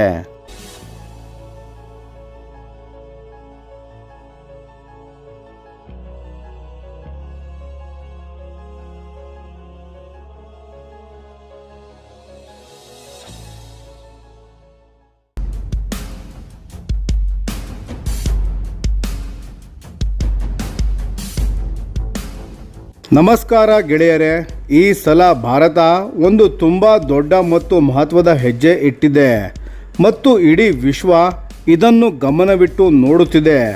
ಭಾರತ ಇದೀಗ ಒಡಿಶಾ ಕರಾವಳಿಯ ಬಳಿ ಒಂದು ವಿಶಾಲವಾದ ನೋ ಫ್ಲೈ ಝೋನ್ ಮತ್ತು ಮ್ಯಾರಿಟೈಮ್ ಎಕ್ಸ್ಕ್ಲೂಷನ್ ಝೋನನ್ನು ಘೋಷಿಸಿದೆ. ಅಂದರೆ ಆ ಪ್ರದೇಶದಲ್ಲಿ ಯಾವ ವಿಮಾನವೂ ಹಾರಬಾರದು, ಯಾವ ಹಡಗು ಹೋಗಬಾರದು. ಮೇ 6ರಿಂದ ಮೇ 9 ತನಕ ಸಮುದ್ರ ಮಟ್ಟದಿಂದ ಹಿಡಿದು ಅನಂತ ಎತ್ತರದ ತನಕ ಎಲ್ಲ ಆಲ್ಟಿಟ್ಯೂಡ್ಸ್ಗಳಿಗೂ ಈ ರಿಸ್ಟ್ರಿಕ್ಷನ್ಸ್ ಅನ್ವಯವಾಗುತ್ತದೆ. ಇಷ್ಟು ದೊಡ್ಡ ಸ್ಕೇಲ್ ನೋಡಿದ ತಕ್ಷಣವೇ ಎಕ್ಸ್ಪರ್ಟ್ಸ್ಗಳು ಹೇಳ್ತಿದ್ದಾರೆ ಇದು ಸಾಧಾರಣ ಟೆಸ್ಟ್ ಅಲ್ಲ ಅಂತ. ಈ ತರಹದ ನೋಟಿಸ್ ಯಾಕೆ ಕೊಡುತ್ತಾರೆ ಅಂತ ಮೊದಲು ಅರ್ಥ ಮಾಡಿಕೊಳ್ಳೋಣ. ಸ್ನೇಹಿತರೆ, ಯಾವಾಗಲೇ ಆಗಲಿ ಭಾರತ ಒಂದು ದೊಡ್ಡ ಮಿಸೈಲನ್ನು ಟೆಸ್ಟ್ ಮಾಡಬೇಕಾದ್ರೆ DRDO ಮತ್ತು ರಕ್ಷಣಾ ಸಚಿವಾಲಯ ಎರಡು ರೀತಿಯ ನೋಟಿಸ್ಗಳನ್ನು ಕೊಡ್ತಾರೆ. ಒಂದು ನೋಟಮ್ ಅಂದರೆ ನೋಟಿಸ್ ಟು ಏರ್ಮನ್, ವಿಮಾನಗಳಿಗೆ ಎಚ್ಚರಿಕೆ. ಮತ್ತೊಂದು ನವೇರಿಯಾ, ವಾರ್ನಿಂಗ್, ಸಮುದ್ರ ಹಡಗುಗಳಿಗೆ ಎಚ್ಚರಿಕೆ. ಇದು ಸ್ಟ್ಯಾಂಡರ್ಡ್ ಪ್ರೊಸೀಜರ್. ಆದರೆ ಈ ಸಲ ಈ ಝೋನ್ ಎಷ್ಟು ದೊಡ್ಡದಿದೆ, ಎಷ್ಟು ದಿನ ಇದೆ ಅಂತ ನೋಡಿದ ಮೇಲೆ ಇದು ಶಾರ್ಟ್ ರೇಂಜ್ ಟ್ಯಾಕ್ಟಿಕಲ್ ವೆಪನ್ ಅಲ್ಲ, ಖಂಡಿತ ಬ್ಯಾಲಿಸ್ಟಿಕ್ ಅಥವಾ ಹೈಪರ್ಸಾನಿಕ್ ಸಿಸ್ಟಮ್ ಇರಬೇಕು ಅನ್ನೋ ಮಾತು ಕೇಳಿ ಬರ್ತಿದೆ. ಇಲ್ಲಿ ಟೆಸ್ಟ್ ಆಗ್ತಿರೋ ಜಾಗ ಯಾವುದು ಅಂದರೆ ಒಡಿಶಾದ ಡಾಕ್ಟರ್ APJ ಅಬ್ದುಲ್ ಕಲಾಂ ದ್ವೀಪದ ಇಂಟಿಗ್ರೇಟೆಡ್ ಟೆಸ್ಟ್ ರೇಂಜ್ ಅಂದರೆ ITR. ಇಲ್ಲಿಂದ ಮಿಸೈಲ್ ಹಾರಿದರೆ ಬಂಗಾಳ ಕೊಲ್ಲಿಯ ಮೇಲೆ ಸ್ಪಷ್ಟವಾದ ಡೌನ್ ರೇಂಜ್ ಕಾರಿಡಾರ್ ಸಿಗುತ್ತದೆ. ಲಾಂಗ್ ರೇಂಜ್ ಟ್ರೆಜೆಕ್ಟರಿ ವ್ಯಾಲಿಡೇಟ್ ಮಾಡೋಕ್ಕೆ, ರೀ ಎಂಟ್ರಿ ವೆಹಿಕಲ್ಗಳು ಹೇಗೆ ಬಿಹೇವ್ ಮಾಡುತ್ತವೆ ಅಂತ ಪರೀಕ್ಷಿಸೋಕೆ ಈ ಜಾಗ ಅತ್ಯಂತ ಸೂಕ್ತ. ಇದೇ ನೆಲದಲ್ಲಿ ಇದ್ದ ಮೊದಲೇ ಅಗ್ನಿ ಸೀರೀಸ್, ಬ್ರಹ್ಮೋಸ್ ಮತ್ತು ಹೈಪರ್ಸಾನಿಕ್ ಡೆಮಾನ್ಸ್ಟ್ರೇಟರ್ಗಳ ಟೆಸ್ಟ್ ಆಗಿದೆ. ಹಾಗಾದರೆ ಈ ಸಲ ಯಾವ ಮಿಸೈಲ್ಗಳು ಟೆಸ್ಟ್ ಆಗಬಹುದು ಗೆಳೆಯರೇ? ಇನ್ನೂ ಅಫಿಷಿಯಲ್ ಕನ್ಫರ್ಮೇಷನ್ ಬಂದಿಲ್ಲ. DRDO ಆಗಲಿ ಡಿಫೆನ್ಸ್ ಮಿನಿಸ್ಟ್ರಿ ಆಗಲಿ ಯಾವ ಸಿಸ್ಟಮ್ ಅಂತ ಹೇಳಿಲ್ಲ. ಆದರೆ ಓಪನ್ ಸೋರ್ಸ್ ಡಿಫೆನ್ಸ್ ಅನಲಿಸ್ಟ್ಸ್ 3 ಸಾಧ್ಯತೆಗಳ ಬಗ್ಗೆ ಮಾತನಾಡುತ್ತಿದ್ದಾರೆ. ಮೊದಲನೆಯದು K4 submarine launched ballistic missile. ಇದು ಭಾರತದ ಸಿ ಬೇಸ್ಡ್ ನ್ಯೂಕ್ಲಿಯರ್ ಡಿಟರೆಂಟ್ನ ಪ್ರಮುಖ ಭಾಗ. ನಮ್ಮ ಸಬ್ಮೆರಿನ್ಸ್ಗಳ ಅಡಿಯಿಂದ ಹಾರುವ ಈ ಮಿಸೈಲ್ ವ್ಯಾಲಿಡೇಷನ್ ನಡೀತಿದ್ರೆ ಅದು ಭಾರತದ ಸೆಕೆಂಡ್ ಸ್ಟ್ರೈಕ್ ಕೇಪಬಿಲಿಟಿ ಮತ್ತಷ್ಟು ಗಟ್ಟಿಯಾಗುತ್ತದೆ ಅಂತ ಅರ್ಥ. ಎರಡನೆಯದು ಅಗ್ನಿ 5 ಮಿಸೈಲ್ನ ಅಡ್ವಾನ್ಸ್ಡ್ ವೇರಿಯಂಟ್ MIRV ಟೆಕ್ನಾಲಜಿ ಜೊತೆ ಅಥವಾ ಇನ್ನಷ್ಟು ಎಕ್ಸ್ಟೆಂಡೆಡ್ ರೇಂಜ್ ಜೊತೆ. MIRV ಅಂದರೆ ಒಂದೇ ಮಿಸೈಲ್ನಿಂದ ಒಮ್ಮೆಲೆ ಹಲವು ಟಾರ್ಗೆಟ್ಸ್ಗಳನ್ನು ಹೊಡೆಯಬಹುದು. ಅದು ಎಷ್ಟು ಪವರ್ಫುಲ್ ಅಂತ ನೀವೇ ಯೋಚಿಸಿ. ಮೂರನೆಯದು ಇನ್ನೂ ಎಕ್ಸೈಟಿಂಗ್ ಆದದ್ದು ಹೈಪರ್ಸಾನಿಕ್ ಪ್ಲ್ಯಾಟ್ಫಾರ್ಮ್ HSTDV ಅಂದರೆ hypersonic technology demonstrator vehicle. Bharat ಈ ಕ್ಷೇತ್ರದಲ್ಲಿ ಈಗಾಗಲೇ ಬ್ರೇಕ್ ಥ್ರೂ ಮಾಡಿದೆ. ಇದರ ಮುಂದಿನ ಹಂತದ ಟೆಸ್ಟ್ ಆಗ್ತಿದೆ. ಅದು ಭಾರತ, ಚೀನಾ ಮತ್ತು ಪಾಕಿಸ್ತಾನದ ರೀಜನ್ ಪಾಲಿಗೆ ಒಂದು ಗೇಮ್ ಚೇಂಜರ್. ಈ ಮೂರರಲ್ಲಿ ಯಾವುದೇ ಆಗಲಿ ಇಷ್ಟು ದೊಡ್ಡ ಎಕ್ಸ್ಕ್ಲೂಷನ್ ಝೋನ್ ಜಸ್ಟಿಫೈ ಆಗುತ್ತದೆ. ಇನ್ನೊಂದು ವಿಷಯ ಗಮನ ಸೆಳೆಯುತ್ತಿದೆ. ಈ ಟೆಸ್ಟ್ ವಿಂಡೋ ಯಾವ ಸಮಯದಲ್ಲಿ ಬಂದಿದೆ ಅಂದರೆ ಆಪರೇಷನ್ ಸಿಂಧೂರ್ ಆ್ಯನಿವರ್ಸರಿ ಪೀರಿಯಡ್ ಆಸುಪಾಸಿನಲ್ಲಿ. ಇದು ಕೋಇನ್ಸಿಡೆನ್ಸ್ ಇರಬಹುದು, ಆದರೆ ಸ್ಟ್ರಾಟಜಿಕ್ ಸಿಗ್ನಲಿಂಗ್ ಕ್ಷೇತ್ರದಲ್ಲಿ ಕೋಇನ್ಸಿಡೆನ್ಸ್ ಅಂತ ಸುಲಭಕ್ಕೆ ಬಿಲೀವ್ ಮಾಡಲ್ಲ. ಡಿಟರೆನ್ಸ್ ಮೆಸೇಜಿಂಗ್ ಮತ್ತು ಕೇಪಬಿಲಿಟಿ ಡೆಮಾನ್ಸ್ಟ್ರೇಷನ್ ಒಟ್ಟಿಗೆ ಬರೋದು ಈ ಪ್ರದೇಶದಲ್ಲಿ ಹೊಸದಲ್ಲ. ಭಾರತ, ಪಾಕಿಸ್ತಾನ, ಚೀನಾ 3 ದೇಶಗಳು ಇದನ್ನು ಮಾಡ್ತಾರೆ. ಒಂದು ಮಾತು ಸ್ಪಷ್ಟವಾಗಿ ಹೇಳಬೇಕು, ಈ test window provisional. Weather, range safety ಅಥವಾ ಟೆಕ್ನಿಕಲ್ ರೆಡಿನೆಸ್ ಕಾರಣಕ್ಕೆ ಲಾಂಚ್ ಡಿಲೇ ಅಥವಾ ರೀಶೆಡ್ಯೂಲ್ ಆಗಬಹುದು. ಆದರೆ multi day large scale exclusion zone issue ಆಗಿದೆ ಅಂದರೆ ಪ್ರಿಪರೇಷನ್ಸ್ ತುಂಬ ಅಡ್ವಾನ್ಸ್ಡ್ ಸ್ಟೇಜ್ ತಲುಪಿದೆ ಅಂತ ನಿಶ್ಚಿತವಾಗಿ ಹೇಳಬಹುದು. ಕೊನೆಯದಾಗಿ ಇದರ ಸ್ಟ್ರಾಟಜಿಕ್ ಮಹತ್ವ ಏನು ಅಂದರೆ ಭಾರತ ಈಗ ಕೇವಲ ಮಿಸೈಲ್ ಹೊಂದಿದ್ದರೆ ಸಾಲಲ್ಲ ಅನ್ನೋ ಮಟ್ಟಕ್ಕೆ ಯೋಚಿಸ್ತಿದೆ. ಸರ್ವೈವಬಿಲಿಟಿ ಅಂದರೆ ಶತ್ರುಗಳು ಫಸ್ಟ್ ಸ್ಟ್ರೈಕ್ ಮಾಡಿದರೂ ನಮ್ಮ ಸಿಸ್ಟಮ್ಸ್ಗಳು ಉಳಿಯಬೇಕು. ಪ್ರಿಸಿಷನ್ ಗುರಿ ತಪ್ಪಬಾರದು. ಪೆನೆಟ್ರೇಷನ್ ಕೆಪಬಿಲಿಟಿ ಆಧುನಿಕ ಮಿಸೈಲ್ ಡಿಫೆನ್ಸ್ ಸಿಸ್ಟಮ್ಸ್ಗಳನ್ನು ಭೇದಿಸುವ ಶಕ್ತಿ ಬೇಕು. ಈ ಮೂರು ಗುಣಗಳನ್ನು ಒಟ್ಟಿಗೆ ವ್ಯಾಲಿಡೇಟ್ ಮಾಡೋ ಪ್ರಯತ್ನ ಭಾರತ ಮಾಡುತ್ತಿದೆ ಮತ್ತು ಇದು ಭಾರತ ಮಾತ್ರ ಅಲ್ಲ, ಇಡೀ ಪ್ರಪಂಚ ಗಮನಿಸುವ ವಿಷಯ. ಗೆಳೆಯರೇ, ಈ ಮಿಸೈಲ್ ಟೆಸ್ಟ್ ಯಶಸ್ವಿಯಾದ ತಕ್ಷಣ ನಾವು ನಿಮಗೆ ಅಪ್ಡೇಟನ್ನು ತರುತ್ತೀವಿ.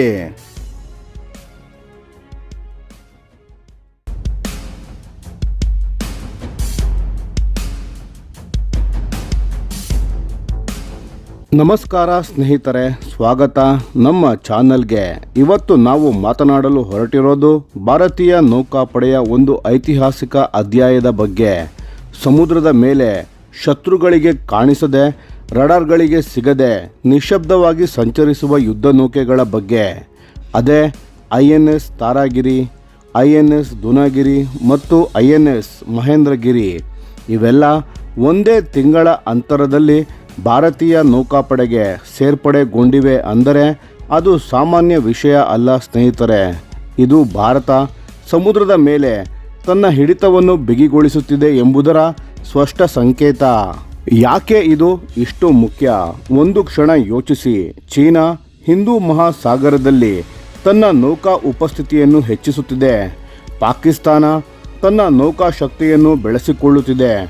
ಇಂಥ ಸಂದರ್ಭದಲ್ಲಿ ಭಾರತ ಸುಮ್ಮನೆ ಕೂರುತ್ತದೆಯಾ? ಖಂಡಿತ ಇಲ್ಲ. ಭಾರತೀಯ ನೌಕಾಪಡೆ ವೇಗವಾಗಿ ತನ್ನ ಶಕ್ತಿಯನ್ನು ವೃದ್ಧಿಸಿಕೊಳ್ಳುತ್ತಿದೆ ಮತ್ತು ಈ ಮೂರು ಯುದ್ಧ ನೌಕೆಗಳ ಇಂಡಕ್ಷನ್ ಅದರ ಭಾಗವೇ ಹೌದು.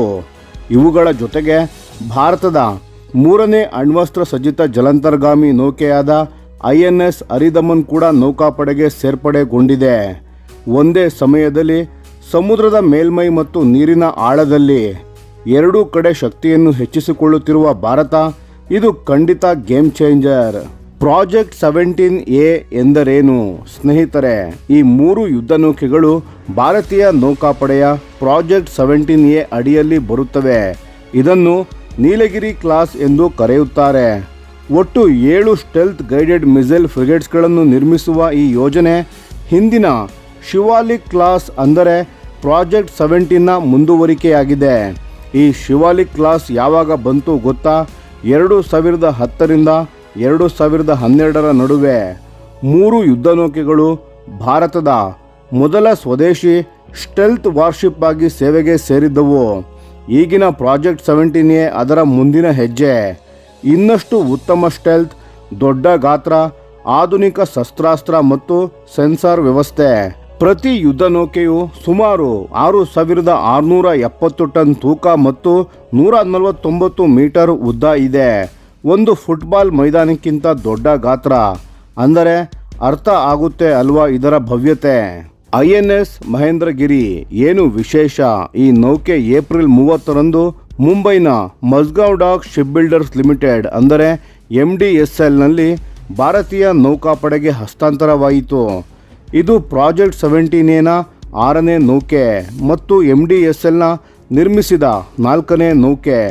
ಈ INS ಮಹೇಂದ್ರಗಿರಿ ಕೇವಲ ಒಂದು ಯುದ್ಧ ನೌಕೆ ಮಾತ್ರ ಅಲ್ಲ, ಇದು ಭಾರತ ಎಷ್ಟು ಸಮರ್ಥ ಯುದ್ಧ ನೌಕೆಗಳನ್ನು ತಾನೇ ನಿರ್ಮಿಸಬಲ್ಲದು ಎಂಬುದರ ಜೀವಂತ ಸಾಕ್ಷಿ.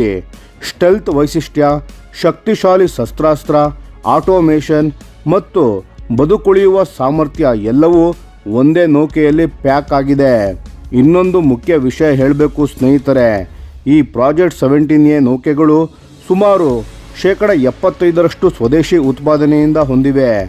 ಡಿಸೈನ್ ಭಾರತೀಯ ನೌಕಾಪಡೆಯ ವಾರ್ಶಿಪ್ ಡಿಸೈನ್ ಬ್ಯೂರೋ ಮಾಡಿದೆ. 200ಕ್ಕಿಂತ ಹೆಚ್ಚು ಸಣ್ಣ ಮತ್ತು ಮಧ್ಯಮ ಕೈಗಾರಿಕೆಗಳು ಇದರಲ್ಲಿ ಭಾಗವಹಿಸಿವೆ. 4000 ನೇರ ಉದ್ಯೋಗ, 10,000ಕ್ಕಿಂತ ಹೆಚ್ಚು ಪರೋಕ್ಷ ಉದ್ಯೋಗ ಸೃಷ್ಟಿಯಾಗಿದೆ. ಇದು ಆತ್ಮನಿರ್ಭರ ಭಾರತ ಅಲ್ಲದೆ ಮತ್ತೇನು? INS ದುನಾಗಿರಿ ಹಳೆಯ ಹೆಸರು ಹೊಸ ಶಕ್ತಿ. ಮಾರ್ಚ್ 30ರಂದು ಕೋಲ್ಕತ್ತಾದ garden reach ship builders and engineers ಅಂದರೆ GRACನಲ್ಲಿ INS ದುನಾಗಿರಿ ನೌಕಾಪಡೆಗೆ ಹಸ್ತಾಂತರವಾಯಿತು. ಇದು ಪ್ರಾಜೆಕ್ಟ್ 17ನ 5ನೇ ನೌಕೆ. ಈ ಹೆಸರು ಹೊಸದಲ್ಲ ಸ್ನೇಹಿತರೆ. ಹಿಂದೊಂದು INS ದುನಗಿರಿ ಇತ್ತು. ಬ್ರಿಟಿಷ್ ಮೂಲದ ಲಿಯಾಂಡರ್ ಕ್ಲಾಸ್ ಫ್ರಿಗೇಟ್. ಅದು 1977ರಿಂದ 2010ರವರೆಗೆ, ಅಂದರೆ ಬರೋಬ್ಬರಿ 33 ವರ್ಷ ಭಾರತದ ಸೇವೆ ಸಲ್ಲಿಸಿತ್ತು.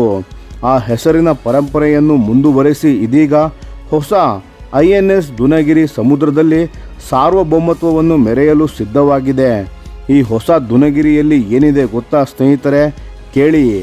ಮೊದಲನೆಯದಾಗಿ ಬ್ರಹ್ಮೋಸ್ ಸೂಪರ್ಸಾನಿಕ್ ಮಿಸೈಲ್, ಶತ್ರು ಹಡಗು ಅಥವಾ ನೆಲದ ಗುರಿ ಎರಡನ್ನೂ ನಾಶ ಮಾಡಬಲ್ಲ ಸೂಪರ್ಸಾನಿಕ್ ಕ್ಷಿಪಣಿ. ಎರಡನೆಯದಾಗಿ MF ಸ್ಟಾರ್ AESA ರೆಡಾರ್ ಮತ್ತು MRSAM ಅಂದರೆ ಬರಾಕ್ 8 ವಾಯು ರಕ್ಷಣಾ ವ್ಯವಸ್ಥೆ. ಆಕಾಶದಲ್ಲಿ ಶತ್ರುಗಳ ವಿಮಾನ ಅಥವಾ ಕ್ಷಿಪಣಿ ಬಂದರೆ ಅದನ್ನು ಹೊಡೆದುರುಳಿಸಬಲ್ಲ ಸಾಮರ್ಥ್ಯ. ಮೂರನೆಯದಾಗಿ 76 mmನ ಸೂಪರ್ ರ್ಯಾಪಿಡ್ ಗನ್ ಮೌಂಟ್, ಶತ್ರು ಯುದ್ಧನೌಕೆಗಳ ವಿರುದ್ಧ ನೇರ ಗೋಲಿಬಾರ್. ನಾಲ್ಕನೆಯದಾಗಿ 30 mmನ ಮತ್ತು 12.7 mmನ ಕ್ಲೋಸ್ ಇನ್ ವೆಪನ್ ಸಿಸ್ಟಮ್, ಅತಿ ಹತ್ತಿರ ಬಂದ ಶತ್ರುಗಳ ಬೆದರಿಕೆಗಳನ್ನು ಕೊನೆಯ ಕ್ಷಣದಲ್ಲಿ ತಡೆಯಲು. ಐದನೆಯದಾಗಿ ನೀರಿನ ಆಳದ ಶತ್ರು ಜಲಾಂತರ್ಗಾಮಿಗಳ ನೌಕೆ ಪತ್ತೆ ಮಾಡಲು ಮತ್ತು ನಾಶ ಮಾಡಲು ರಾಕೆಟ್ಸ್ ಮತ್ತು ಟಾರ್ಪಿಡೋಸ್. ಮತ್ತು ಆರನೆಯದಾಗಿ HAL ಧ್ರುವ ಮತ್ತು ಸೀ ಕಿಂಗ್ ಹೆಲಿಕಾಪ್ಟರ್ ಕೂಡ ಇಳಿಯಬಹುದಾದ ಡೆಕ್, ಅಂದರೆ ಈ ನೌಕೆ ತನ್ನ ಪರಿಧಿಯನ್ನು ವಿಸ್ತರಿಸಿಕೊಳ್ಳಬಲ್ಲದು. INS ತಾರಾಗಿರಿ ಏಪ್ರಿಲ್ನಲ್ಲಿ ಕಮಿಷನ್. ದುನಗಿರಿ ಡೆಲಿವರಿ ಆದ ಕೆಲವೇ ದಿನಗಳಲ್ಲಿ INS ತಾರಾಗಿರಿಯನ್ನು ಅಧಿಕೃತವಾಗಿ ನೌಕಾಪಡೆಗೆ ಕಮಿಷನ್ ಮಾಡಲಾಯಿತು. ರಕ್ಷಣಾ ಸಚಿವರಾದ ರಾಜನಾಥ್ ಸಿಂಗ್ ಅವರು ಸ್ವತಃ ಈ ಕಾರ್ಯಕ್ರಮದಲ್ಲಿ ಭಾಗವಹಿಸಿದ್ದರು. ಅದೇ ದಿನ ಭಾರತದ 3ನೇ ನ್ಯೂಕ್ಲಿಯರ್ ಸಬ್ಮೆರಿನ್ ಆದ INS ಅರಿದಮನ್ ಕೂಡ ಸೇವೆಗೆ ಸೇರ್ಪಡೆಗೊಂಡಿತು. ಒಂದೇ ದಿನ 2 ಮಹತ್ತರ ಸೇರ್ಪಡೆ. ಇದರ ಮಹತ್ವ ಅರ್ಥ ಆಗ್ತಾ ಇದೆಯಾ ಸ್ನೇಹಿತರೆ? ಸ್ಟೆಲ್ತ್ ಎಂದರೇನು? ಹಡಗು ಹೇಗೆ ಅದೃಶ್ಯವಾಗುತ್ತದೆ? ಸ್ನೇಹಿತರೆ, ಒಂದು ಮುಖ್ಯ ಪ್ರಶ್ನೆ. ಹಡಗು ಸ್ಟೆಲ್ತ್ ಆಗುತ್ತೆ ಅಂದರೆ ಏನು? ಅದು ಕಾಣಿಸದೆ ಹೋಗುತ್ತಾ? ಹಾಗಲ್ಲ, ಕಣ್ಣಿಗೆ ಕಾಣಿಸಬಹುದು, ಆದರೆ ಶತ್ರುವಿನ ರೆಡಾರ್ಗೆ ಸೆನ್ಸಾರ್ಗಳಿಗೆ ಸಿಗುವುದಿಲ್ಲ. ಹೇಗೆ ಅಂದರೆ, ರೆಡಾರ್ ಕಣ್ತಪ್ಪಿಸಲು ಕಾಂಪೋಸಿಟ್ ಮೆಟೀರಿಯಲ್ಸ್ ಮತ್ತು ರೆಡಾರ್ ಅಬ್ಸಾರ್ಬೆಂಟ್ ಕೋಟಿಂಗ್ ಅನ್ನು ಬಳಸಿ ನೌಕೆಯ ರಚನೆಯನ್ನು ಮಾಡಲಾಗುತ್ತೆ. ಅಲ್ಲದೆ ಶಸ್ತ್ರಾಸ್ತ್ರ ಮತ್ತು ದೋಣಿಗಳನ್ನು ಫ್ಲಶ್ ಮೌಂಟೆಡ್ ಮಾಡಿ ಮರೆ ಮಾಡಲಾಗುತ್ತದೆ. ಶಾಖ ತಗ್ಗಿಸಲು ಇಂಜಿನ್ನಿಂದ ಹೊರಬರುವ ಬಿಸಿ ಹೊಗೆಯನ್ನು ತಂಪು ಮಾಡಲು ವಿಶೇಷ ತಂತ್ರಜ್ಞಾನವನ್ನು ಬಳಸಲಾಗುತ್ತದೆ. ಏಕೆಂದರೆ ಶತ್ರು ಇನ್ಫ್ರಾರೆಡ್ ಸೆನ್ಸಾರ್ನ ಮೂಲಕ ಶಾಖ ಪತ್ತೆ ಮಾಡಬಲ್ಲ. ಶಬ್ದ ತಗ್ಗಿಸಲು ನೀರಿನಲ್ಲಿ ಸಾಗುವ ಪ್ರೊಪೆಲ್ಲರ್ ವಿಶೇಷ ವಿನ್ಯಾಸವನ್ನು ಹೊಂದಿದೆ. ಕ್ಯಾವಿಟೇಷನ್ ಅಂದರೆ ಗುಳ್ಳೆ ಸದ್ದು ಆದಷ್ಟು ತಡೆಯಲಾಗುತ್ತೆ, ಯಾಕೆಂದರೆ ಈ ಸದ್ದು ಸೋನಾರ್ ಮೂಲಕ ಪತ್ತೆಯಾಗಬಹುದು. ಒಟ್ಟಿನಲ್ಲಿ ಹೇಳಬೇಕೆಂದರೆ ಈ ನೌಕೆ ಮೌನವಾಗಿ ಸಾಗುತ್ತದೆ, ಶತ್ರುಗಳಿಗೆ ತಿಳಿಯದೆ ಅವರ ಬಳಿ ತಲುಪಬಲ್ಲದು. ಇದು ನೌಕಾ ಯುದ್ಧದಲ್ಲಿ ದೊಡ್ಡ ಪ್ರಯೋಜನ ಸ್ನೇಹಿತರೆ. ಕೋರ್ಡಾಗ್ ಪ್ರೊಪಲ್ಷನ್, ಡೀಸೆಲ್ ಮತ್ತು ಗ್ಯಾಸ್ ಟರ್ಬೈನ್. ಈ ನೌಕೆಗಳು ಕೋರ್ಡಾಗ್ CODOG ಎಂಬ ಪ್ರೊಪಲ್ಷನ್ ಸಿಸ್ಟಮ್ ಅನ್ನು ಬಳಸುತ್ತವೆ. ಕಂಬೈನ್ಡ್ ಡೀಸೆಲ್ ಆರ್ ಗ್ಯಾಸ್ ಎಂದರ್ಥ. ಸರಳವಾಗಿ ಹೇಳಬೇಕೆಂದರೆ ಸಾಮಾನ್ಯ ಸಂಚಾರಕ್ಕೆ ಡೀಸೆಲ್ ಇಂಜನ್ನನ್ನು ಬಳಸಿ ಇಂಧನವನ್ನು ಉಳಿಸಲಾಗುತ್ತೆ. ಶತ್ರುವನ್ನು ಅಟ್ಟಿಸಿಕೊಂಡು ಹೋಗಬೇಕು ಅಥವಾ ವೇಗವಾಗಿ ತಪ್ಪಿಸಿಕೊಳ್ಳಬೇಕು ಅನಿಸಿದಾಗ ಗ್ಯಾಸ್ ಟರ್ಬೈನ್ ಆನ್ ಮಾಡಿ ಸ್ಪೀಡ್ ಹೆಚ್ಚಿಸಬಹುದು. ಇದು ಸಮುದ್ರದಲ್ಲಿ ನಾರ್ಮಲ್ ಸ್ಪೀಡ್ನಲ್ಲಿ ಹೋಗುತ್ತೆ. ಅಗತ್ಯ ಬಿದ್ದಾಗ ಟರ್ಬೋ ಬೂಸ್ಟ್ ಒತ್ತಿದಂತೆ ಸ್ಮಾರ್ಟ್ ಅಲ್ಲವಾ? ಇದರ ಜೊತೆಗೆ ಇಂಟಿಗ್ರೇಟೆಡ್ ಪ್ಲಾಟ್ಫಾರ್ಮ್ ಮ್ಯಾನೇಜ್ಮೆಂಟ್ ಸಿಸ್ಟಮ್ ಅಂದರೆ IPMS, ಇಂಜಿನ್ ಮತ್ತು ಎಲ್ಲ ವ್ಯವಸ್ಥೆಗಳ ಮೇಲ್ವಿಚಾರಣೆ ಕಡಿಮೆ ಸಿಬ್ಬಂದಿಯಿಂದಲೇ ಮಾಡಬಹುದಾಗಿದೆ. ಅಂದರೆ ಕಡಿಮೆ ಜನರಿಂದ ಹೆಚ್ಚಿನ ಕೆಲಸ. ಇದು ಅತ್ಯಾಧುನಿಕ ಯುದ್ಧ ತಂತ್ರಜ್ಞಾನ. ಭಾರತ ಬ್ಲೂ ವಾಟರ್ ನೇವಿ ಕಡೆ ಸಾಗುತ್ತಿದೆ. ಸ್ನೇಹಿತರೆ, ಬ್ಲೂ ವಾಟರ್ ನೇವಿ ಎಂದರೇನು? ಅದು ತನ್ನ ಕರಾವಳಿ ಬಿಟ್ಟು ದೂರದ ಸಾಗರಗಳಲ್ಲಿ ದೀರ್ಘಕಾಲ ಸ್ವತಂತ್ರವಾಗಿ ಕಾರ್ಯನಿರ್ವಹಿಸಬಲ್ಲ ನೌಕಾಶಕ್ತಿ. ಭಾರತ ಅದರ ಕಡೆ ದ್ರುತಗತಿಯಲ್ಲಿ ಸಾಗುತ್ತಿದೆ. ಹಿಂದೂ ಮಹಾಸಾಗರ ಭಾರತಕ್ಕೆ ಕೇವಲ ಒಂದು ಸಮುದ್ರ ಅಲ್ಲ. ನಮ್ಮ ವ್ಯಾಪಾರ, ತೈಲ ಸಾಗಾಣಿಕೆ, ಭದ್ರತೆ ಎಲ್ಲವೂ ಇದರ ಮೇಲೆ ನಿಂತಿದೆ. ಇಂತಹ ನಿರ್ಣಾಯಕ ಸ್ಥಳಗಳಲ್ಲಿ ಭಾರತ ಶಕ್ತಿಶಾಲಿ ಉಪಸ್ಥಿತಿಯನ್ನು ತೋರಿಸುವುದು ಅತ್ಯಗತ್ಯ. ಈ ಮೂರು ನೌಕೆಗಳ ಸೇರ್ಪಡೆ ಇಂಥ ದೊಡ್ಡ ದೃಷ್ಟಿಕೋನದ ಭಾಗ. ಸ್ನೇಹಿತರೆ, INS ಮಹೇಂದ್ರಗಿರಿ, INS ದುನಗಿರಿ ಮತ್ತು INS ತಾರಾಗಿರಿ ಈ ಮೂರು ಹೆಸರುಗಳು ಭಾರತದ ನೌಕಾಶಕ್ತಿ ಇನ್ನು ಮುಂದೆ ಮೌನವಾಗಿ ಸಮುದ್ರ ಆಳುತ್ತೆ ಎಂಬ ಸ್ಪಷ್ಟ ಸಂದೇಶ ಕೊಡುತ್ತಿದೆ. ಶತ್ರುಗಳಿಗೆ ಕಾಣಿಸದೆ, ರಡಾರ್ಗೆ ಸಿಗದೆ, ಸದ್ದಿಲ್ಲದೆ ಸಾಗಿ ಅತ್ಯಗತ್ಯ ಅಂದರೆ ಅಗತ್ಯ ಬಿದ್ದಾಗ ಮಾತ್ರ ತನ್ನ ಶಕ್ತಿಯನ್ನು ಪ್ರದರ್ಶಿಸುವ ಭಾರತ ಇದು ನಿಜಕ್ಕೂ ಹೆಮ್ಮೆ ಪಡಬೇಕಾದ ವಿಷಯ. ಆತ್ಮನಿರ್ಭರ ಭಾರತ ಸಮುದ್ರದ ಮೇಲೂ ನಿಜವಾಗುತ್ತಾ ಇದೆ. 100ಕ್ಕಿಂತ ಹೆಚ್ಚು ಸ್ವದೇಶಿ ಯುದ್ಧ ನೌಕೆಗಳ ಸೇರ್ಪಡೆ ಈ ನಿಟ್ಟಿನಲ್ಲಿ ದೊಡ್ಡ ಮೈಲುಗಲ್ಲು.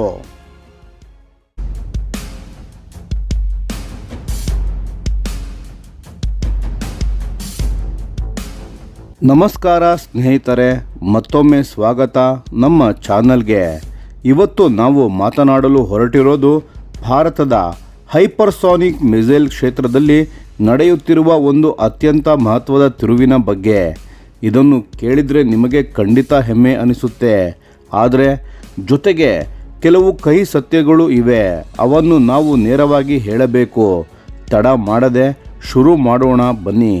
ಬ್ರಹ್ಮೋಸ್ 2 ಕನಸು ದೊಡ್ಡದಿತ್ತು, ಆದರೆ ಬೆಲೆ ಇನ್ನೂ ದೊಡ್ಡದಾಯಿತು.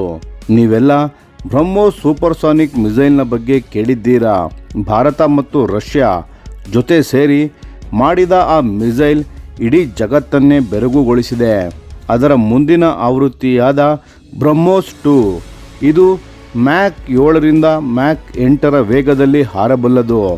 1500 ಕಿಲೋಮೀಟರ್ ವ್ಯಾಪ್ತಿ ಹೊಂದಿರೋ ಯಾವುದೇ ಆಧುನಿಕ ಏರ್ ಡಿಫೆನ್ಸ್ ಶೀಲ್ಡನ್ನು ಭೇದಿಸಬಲ್ಲ ಒಂದು ಅದ್ಭುತ ವೆಪನ್ ಆಗಿ ವಿನ್ಯಾಸ ಮಾಡಿದ್ದರು. ಆದರೆ ಏನಾಯಿತು ಗೊತ್ತಾ? ಈ ಮಿಸೈಲ್ನ ಮೇಡನ್ ಫ್ಲೈಟ್ ಅಂದರೆ ಮೊದಲ ಹಾರಾಟ ಪರೀಕ್ಷೆ 2027ರಿಂದ 28ಕ್ಕೆ ಮುಂದೂಡಲ್ಪಟ್ಟಿದೆ. ಯಾಕೆ ಈ ಡಿಲೇ ಆಯಿತು ಅಂತ ಕೇಳ್ತೀರಾ? ಉತ್ತರ ಒಂದೇ ಮಾತಿನಲ್ಲಿ ಹೇಳಬಹುದು. ರಷ್ಯಾ ತನ್ನ ಸ್ಕ್ರಾಮ್ಜೆಟ್ ಇಂಜಿನ್ ತಂತ್ರಜ್ಞಾನವನ್ನು ಭಾರತಕ್ಕೆ ಸಂಪೂರ್ಣವಾಗಿ ಹಸ್ತಾಂತರಿಸಲು ತಯಾರಿಲ್ಲ. ಮತ್ತು ಈ ಟೆಕ್ನಾಲಜಿ ಟ್ರಾನ್ಸ್ಫರ್ ಇಲ್ಲದೆ ಏನಾಗುತ್ತೆ? ಒಂದೊಂದು ಬ್ರಹ್ಮೋಸ್ 2 ಮಿಸೈಲ್ನ ಬೆಲೆ ತಯಾರಿಸಲು $12.5 ಮಿಲಿಯನ್ ಅಂದರೆ ಸರಿ ಸುಮಾರು 100 ಕೋಟಿ ಒಂದು ಮಿಸೈಲ್ಗೆ. ಇದು ಅಸ್ತಿತ್ವದಲ್ಲಿರೋ ಸೂಪರ್ ಸಾನಿಕ್ ಬ್ರಹ್ಮೋಸ್ ಮಿಸೈಲ್ನ ಬೆಲೆಗಿಂತ 2.5 ಪಟ್ಟು ಹೆಚ್ಚು. ಯೋಚಿಸಿ ಸ್ನೇಹಿತರೆ, ಯುದ್ಧ 1 ಗಂಟೆಯಲ್ಲಿ ಮುಗಿಯಲ್ಲ. ಅಂಥ ಸಂದರ್ಭದಲ್ಲಿ ನೀವು 100 ಕೋಟಿ ಬೆಲೆಯ ಮಿಸೈಲನ್ನು ಶತ್ರುವಿನ ಏರ್ ಬೇಸ್ ಶೆಲ್ಟರ್ ಮೇಲೆ ಹೊಡಿತೀರಾ. ಅದು 100 ಬಾರಿ. ಇದು ಎಕನಾಮಿಕಲಿ ಫೀಸಿಬಲ್ ಅಲ್ಲ. ಇದು ಎಂಥ ಶ್ರೀಮಂತ ದೇಶಕ್ಕೂ ಸಾಧ್ಯ ಆಗಲ್ಲ. ಬ್ರಹ್ಮೋಸ್ 2 ಒಂದು ರಣತಂತ್ರದ ದೃಷ್ಟಿಕೋನದಿಂದ ನೋಡಿದರೆ ಇನ್ನೂ ಮೌಲ್ಯಯುತ, ಆದರೆ ಭಾರಿ ಅತ್ಯಂತ ಮಹತ್ವದ ಉನ್ನತ ಮೌಲ್ಯದ ಏಕಾಂಗಿ ಟಾರ್ಗೆಟ್ಸ್ಗಳ ಮೇಲೆ ಮಾತ್ರ. ದಿನನಿತ್ಯದ ಯುದ್ಧ ಕಾರ್ಯಾಚರಣೆಗಳಿಗೆ ಇದು ಉಪಯೋಗಿಸಲು ಆಗಲ್ಲ. ಆಪರೇಷನ್ ಸಿಂಧೂರ್ ಹೇಳಿದ ಪಾಠ. ಇಲ್ಲಿ ನಾವು ಒಂದು ನೈಜ ಉದಾಹರಣೆಯನ್ನು ನೋಡಬೇಕು. ಸ್ನೇಹಿತರೆ, ಮೇ 2025ರಲ್ಲಿ ನಡೆದ ಅಂದರೆ ಆಪರೇಷನ್ ಸಿಂಧೂರ್ ಭಾರತ ಮತ್ತು ಪಾಕಿಸ್ತಾನದ ನಡುವಿನ ಗಡಿ ಕಾರ್ಯಾಚರಣೆಗಳಲ್ಲಿ ಒಂದು ಅತ್ಯಂತ ಮಹತ್ವದ ಸತ್ಯ ಬಯಲಾಯಿತು. ಪಾಕಿಸ್ತಾನ್ ಏರ್ಫೋರ್ಸ್ ಬಳಿ ಚೀನಾ ತಯಾರಿಸಿದ HQ-9 surface to air missile battery ಇದೆ. ಇದು ಅವರ ಹೆಗ್ಗಳಿಕೆಯ ಆಯುಧ. ಆದರೆ ಭಾರತದ ರ್ಯಾಂಪೇಜ್ ರಾಕೆಟ್ಸ್ ಮತ್ತು ಸ್ಕಾಲ್ಪ್ EG ಕ್ರೂಸ್ ಮಿಸೈಲ್ಸ್ ಇವು ಅಷ್ಟೇನೂ ಕ್ರಾಂತಿಕಾರಿ ಅಲ್ಲ, ಆದರೆ ಬೆಲೆಯಲ್ಲಿ ಸಮಂಜಸ. ಈ HQ-9 ರಕ್ಷಣಾ ಕವಚವನ್ನು ಸಲೀಸಾಗಿ ಭೇದಿಸಿದವು. ಹೇಗೆ?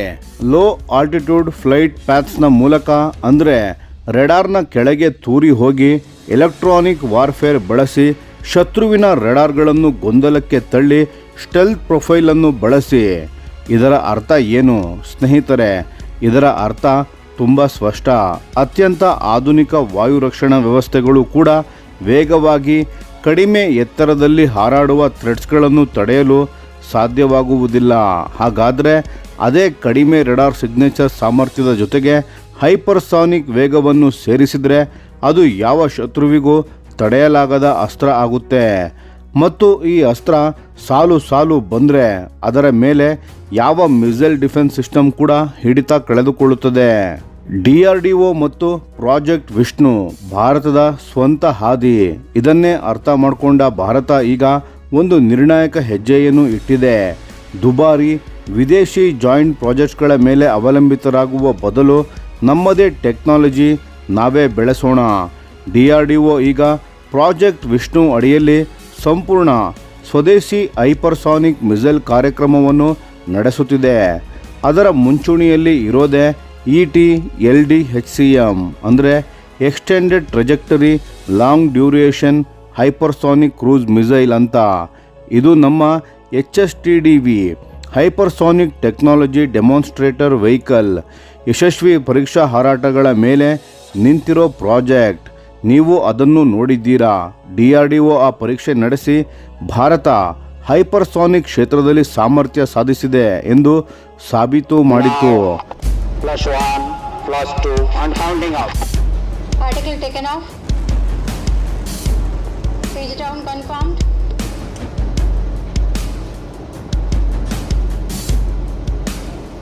Article health normal.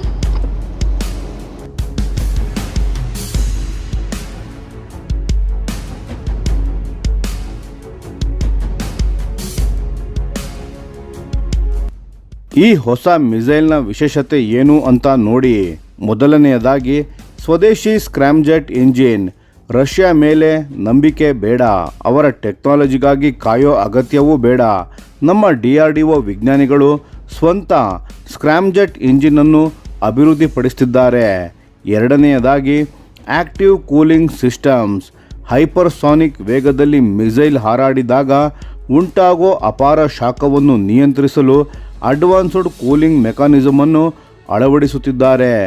ಮೂರನೆಯದಾಗಿ ಮಾಡ್ಯುಲರ್ ಡಿಸೈನ್. ಒಂದೇ ಡಿಸೈನ್ನಲ್ಲಿ ಬೇರೆ ಬೇರೆ ವಾರ್ಹೆಡ್ಗಳನ್ನು ಹಾಕಬಹುದು. ಗಡುಸಾದ ಭೂಗತ ಬಂಕರ್ಗಳನ್ನು ಹೊಡೆಯಲು, ಮೊಬೈಲ್ ಟಾರ್ಗೆಟ್ಗಳನ್ನು ಹೊಡೆಯಲು ಅದಕ್ಕೆ ತಕ್ಕಂತೆ ವಾರ್ಹೆಡ್ಗಳನ್ನು ಕಸ್ಟಮೈಸ್ ಮಾಡಬಹುದು. ನಾಲ್ಕನೆಯದಾಗಿ ಮತ್ತು ಇದು ಅತ್ಯಂತ ಮುಖ್ಯ, ಕಡಿಮೆ ಬೆಲೆ.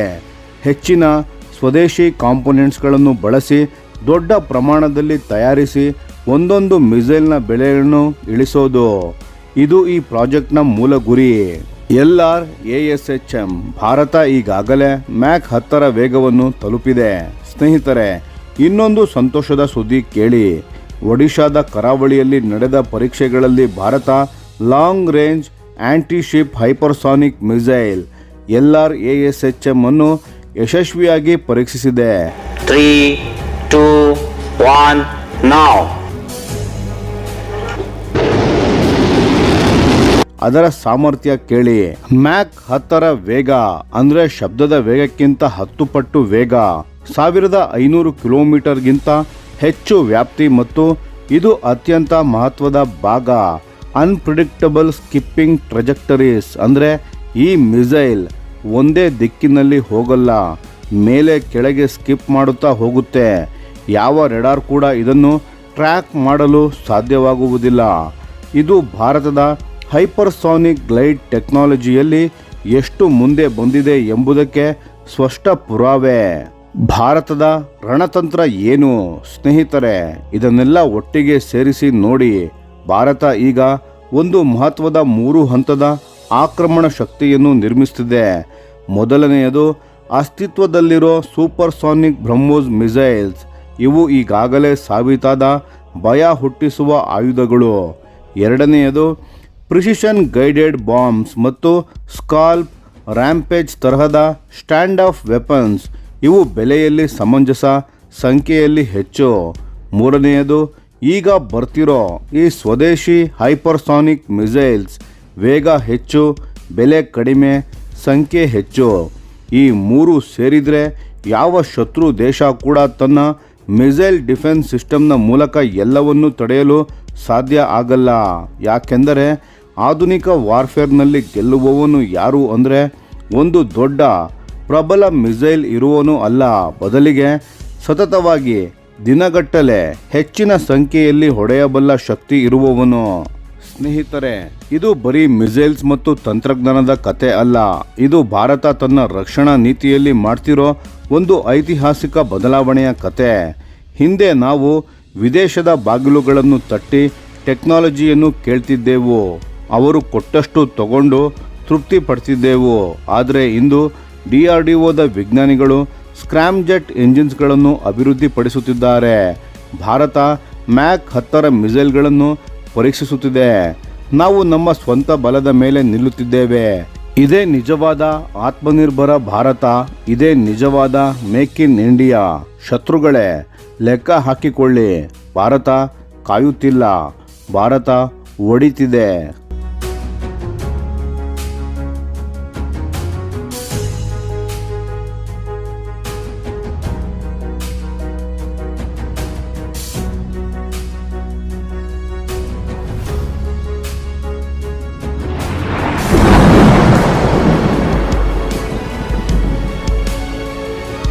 ಈ ವಿಡಿಯೋ ನಿಮಗೆ ಇಷ್ಟವಾಗಿದ್ದರೆ ಲೈಕ್ ಮಾಡಿ ಮತ್ತು ನಮ್ಮ ಚಾನೆಲ್ ಅನ್ನು ಸಬ್ಸ್ಕ್ರೈಬ್ ಮಾಡಿ ಹಾಗೂ ಬೆಲ್ ಐಕಾನ್ ಒತ್ತಿ.